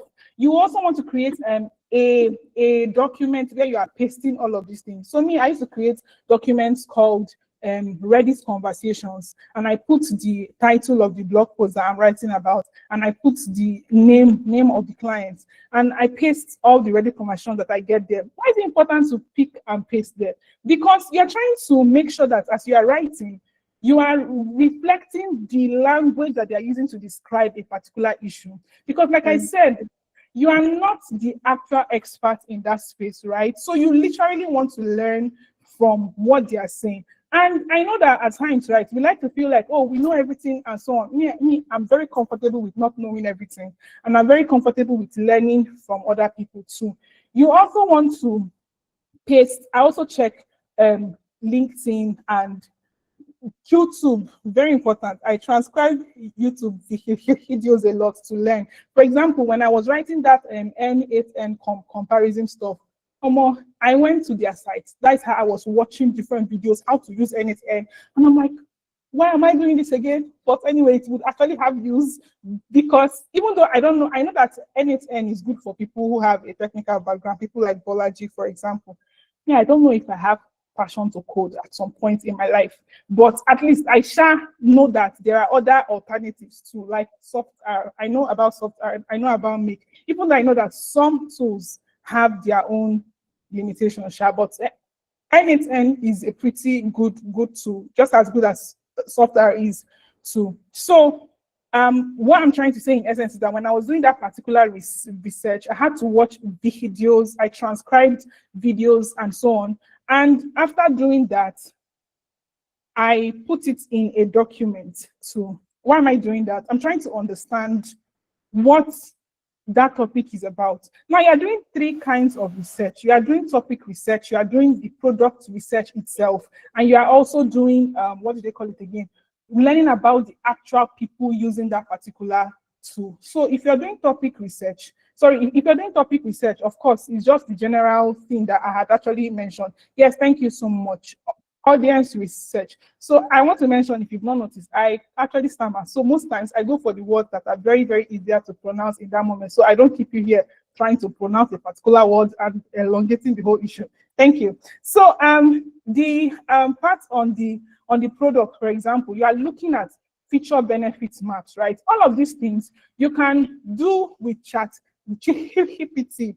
Just tell it to help you check for things that have been said about this particular tool. For example, when I wanted to learn more about soft R workflows, which is a new feature that they built, I need to mention that I had already known that that particular tool had come out because I signed up to their newsletter. So it was easy for me to know. But to be able to get a deeper understanding from people who have actually used it, and even adding to my own knowledge of using the tool and trying to understand it too, I used ChatGPT to get the links of those videos, and after getting it, I now transcribed it and came again to ChatGPT to clean it up for me so that I could, read it and pull specific insights from it too. Of course, there are also different things. There are also other things you can pick from. For example, in internal documentation, if they share that with you, some clients don't share internal docs. Some do. I've been privileged to have clients who actually do. So internal docs talking about how they are positioning themselves against competitors, specific things that their current users have said that they love about the tool, because you can build a tool for a particular thing, and then the users now find a different use case for it, and it becomes something that they are really known for. So there are different examples of that, which I don't really want to go into. So it's important to take all of this stuff and paste it into ChatGPT. But remember, I said you should have read it by yourself so that you can identify when ChatGPT is lying. That way, it can help you organize it into different things, like things that you should cover throughout that particular piece, or things that people have said. Now, you also need to understand that when it comes to researching different kinds of content, the amount of time you spend on a comparison post, for example, is different from the amount of time you spend researching for a use case article. Why? Because when it comes to comparison posts, especially when you're comparing 3 products or you're comparing 2, you would need to go very deep in understanding what makes one stand out above the other. And no, it is not as simple as putting it into ChatGPT and say, okay, please ChatGPT, help me compare between soft R, Make, and these brands, and then tell me what is this. It is literally going to pull from blog posts, right? And most times, those top-ranking blog posts, some of them are not accurate at all. For example, I was reading a particular piece on a very popular blog that was talking about retention marketing, how to find retention keywords. And the person said, if you want to find retention keywords, you should focus on, oh my God, I've forgotten what the person said. I need to remember. But that particular advice that the person gave was wrong. I was trying to find it and actually share it. I should have written it down. But what the person said was wrong, right? But if I had leaned on that particular piece of information alone to be able to come up with a particular thing, for example, I can make mistakes. So it's important that even as you're writing under that ChatGPT can make mistake or Claude can make mistake, you try as much as you can not to make mistakes when it comes to positioning. Also, there's the part of drafting. So ChatGPT is not of much help when it comes to drafting. It can draft a particular thing, but it's not necessarily saving you time. It may be creating more work for you. So how I like to do it is I prefer to work from an outline. So even if a client gives me a brief, I create my own outline. I'm always happy to share that with anybody who actually needs it. But I create my own outline that makes me gain a better understanding of what the client is saying based on my own research. Then when I want to write my introduction, for example, I have a standard formula for writing my introduction. And why I do that is so that when I'm speaking to ChatGPT, or I'm chatting, when I'm chatting with ChatGPT or Claude or any tool, I am basically taking that particular template that I've built over time, and I'm like, okay, this is what I want to model in this particular place. For my introduction, for example, hook, thesis statement, and what to expect from that piece. That is my standard structure. So my hook can be pain points, for example. It can be, and when I want to ask ChatGPT to see how very, very helpful all those research that you've done now actually comes in, I would ask ChatGPT based on what everybody has said in this particular conversation. For example, what is a recurring theme? Which is the most recurring theme that we can actually use as a major pain point to actually establish? So that is how I draw what to use as my hook from. Right? And even in those Reddit conversations, for example, you notice that other people who are very used to that particular topic or that particular tool make recommendations. So you would also want to look for what is that recommendation that keeps recurring all the time, because remember, you are not the expert. You are not the expert on that topic. It's a different thing if you're writing from your own stuff. You want to learn from, like I said, I don't only rely on Reddit. I mentioned other sources too that I used. And again, I also turn the editorial guide of the clients into a checklist to be sure that whatever is being said is consistent with what I am writing. So if I want to self edit my work, because it's important to give your client the work that is looking good, not something that is scattered, I just take that and I put it into ChatGPT and I ask it to actually look through for me. And I do it a number of times because, like I said, ChatGPT can miss things too. Yeah, so that's basically the summary of how I go about mine. Thank you very much. That was really insightful. It's like a breakdown, a masterclass, but in a few minutes. If we are going to go like in depth, there's so much to say about all of this, right? I know that all of our speakers have more to say, but we need to wrap up. So I'll just move quickly to take just two questions. Akere, I'm going to hand this over to you. 2 questions and then we will wrap up. Thank you so much, Jessica, Oyinkansola, Folasade, Bolaji. Thank you so much. I appreciate your joining this conversation and not withholding anything. Thank you. Akere.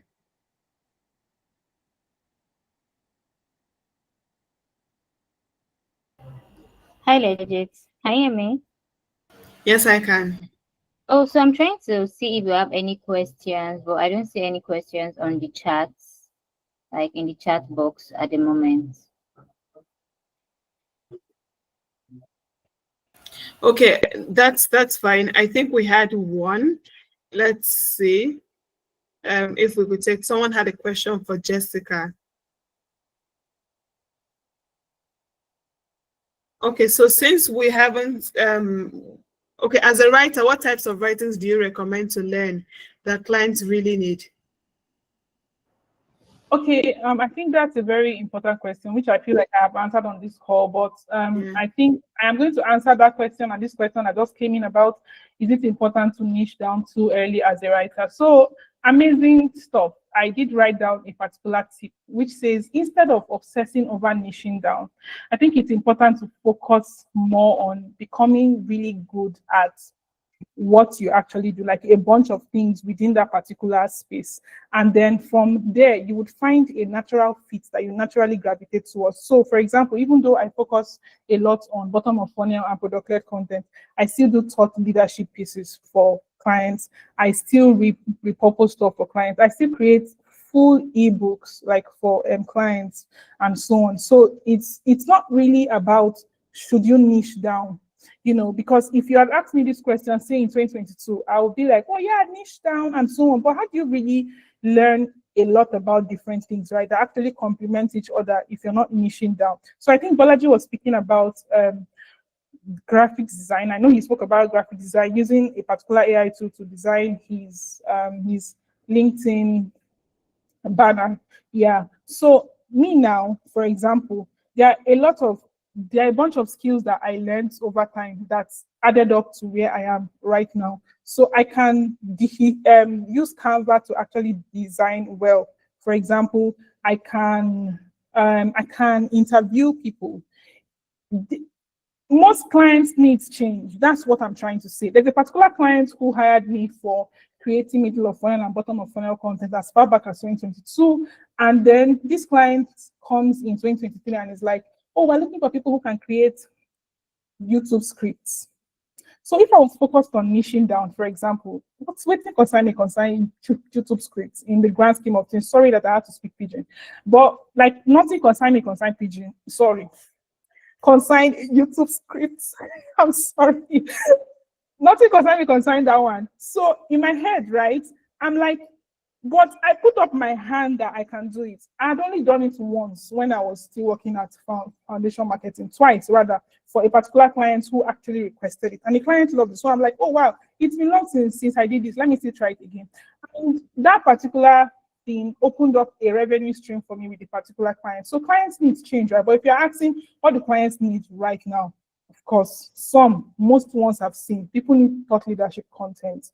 People need product-led content. People need bottom-of-funnel content. I've seen brands request this a lot, you know. I mean, I've seen some brands too request top-of-funnel content too, even though people say top-of-funnel content is dead. I don't think anything is dead. I don't know why we like to kill things before they have, you know, actually died. So it's not dead. People still request the whole top of funnel content stuff too. So it's just basically about you, right? Intentionally learning. Be very intentional. As you are learning, build authority online too. So this is a mistake that I made in the early parts of my career, and even up until this year. This year I started being serious with LinkedIn. Last year they did this whole LinkedIn Wrapped. So I used a particular tool to check my LinkedIn Wrapped. That was when it now really occurred to me that I've been sleeping since. I only posted 3 times on LinkedIn last year. But actually, this has not stopped me from getting work or earning well or anything, because of course I have built good relationship with people, and some colleagues who have worked with me in the past have recommended me to new opportunities and so on. But imagine what I would be able to do if I consistently share what I am learning, right? There is the part of guest posting to build bylines, for example. There is the part of you know, sharing what you're learning on LinkedIn and not being like afraid to really express yourself. You know, you want to share what you are learning. There's this guy on LinkedIn that does this. I don't remember his name, but if I do, I'm going to share it with Legit so that you can share it. Oh my God, thank you. I think he's the one. He wears glasses, right? He does some of these long videos and so on. Yes. So yes. I was going to even do a post about that, and him and a couple of other people too. I think that one of the things I love about him is the fact that he literally just started. I don't think he's up to 2 years or so in the space. I don't know, I could be wrong, but from what I can see, he literally just started. But this guy has been able to, you know, guest post on, you know, some specific pages like Buffer. He recently got Buffer, and he took advantage. He was positioned to take advantage of such opportunity when it came up because he was already creating content on LinkedIn. You don't have to wait until you have actually, you know, grown big or you become a particular expert in a particular thing. Don't be like me, please. Although be like me in the sense that, like, become really good at your skill. Become very good, because I mean, it is in the abundance of knowledge that you can be able to really share something that would help people. But also, you can share your process too, right? Or you can ask a question, for example, that people can actually learn from. Yeah, so of course, I'm becoming better. I need to mention that this year, I created a lot of guest posts. Not like a lot, but I created guest posts too. I'm stepping away from, okay, I'm only building other people's businesses and earning from it, which is really good money. But I also need to build my stuff. So I need to build authority too, and so on. And it's been going great based on, you know, what I do, just focusing on sharing valuable content to help people grow. Yeah, so no matter where you are, right, in your career, be intentional about growing, showing up, building authority, even with what you consider little, because people are really learning from it. Thank you very much, Jessica. I think this is going to be where we call it a wrap. If we have any other questions, I'll try to get across to our guests. One thing that has shined through our conversations today is being a marketer who doesn't just observe, but who is ready to upskill fast and share your story publicly. It's in sharing your story. This guy we mentioned here it was beautiful to see him celebrate year one he called it year one as a SaaS content writer. And then he started out year 2 with taking an editing course. So you need to observe, upskill fast, and share your story.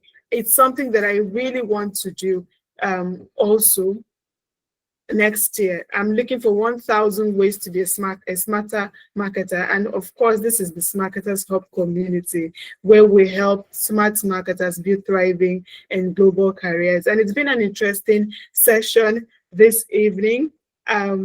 we initially intended to finish at 8, but then you've seen that there's a lot of knowledge, there's a lot of wisdom being shared here, and it's taken us 20 extra minutes, but then I'm sure that we don't regret staying up until this time.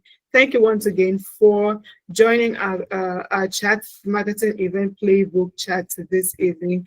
And I hope that you've been able to learn not just a thing or two, but I hope you've been inspired to do more, right?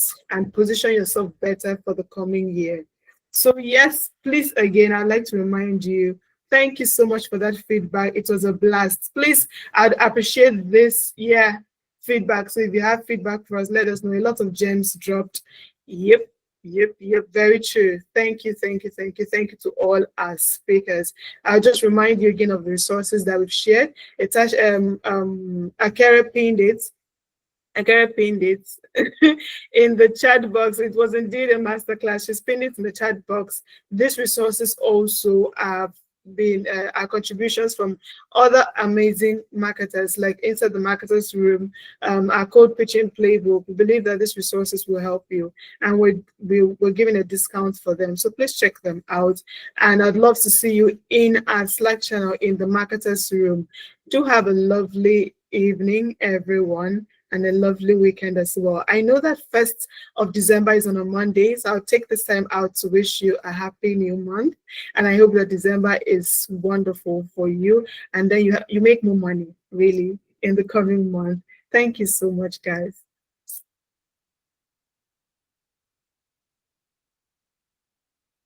Bye, everyone. Enjoy your weekend.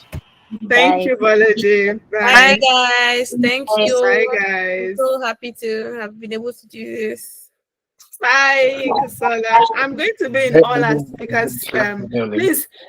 Please check someone in whoever attended, and then you think you want to network with them. Reach out to them on LinkedIn. The Slack channel link. Oh yeah, the Slack channel link. Let me just paste that again. Akere, can you share? The form was the Slack form was pasted. You want me to paste the link directly? Yeah, please paste the link again to this Slack channel so that they can join.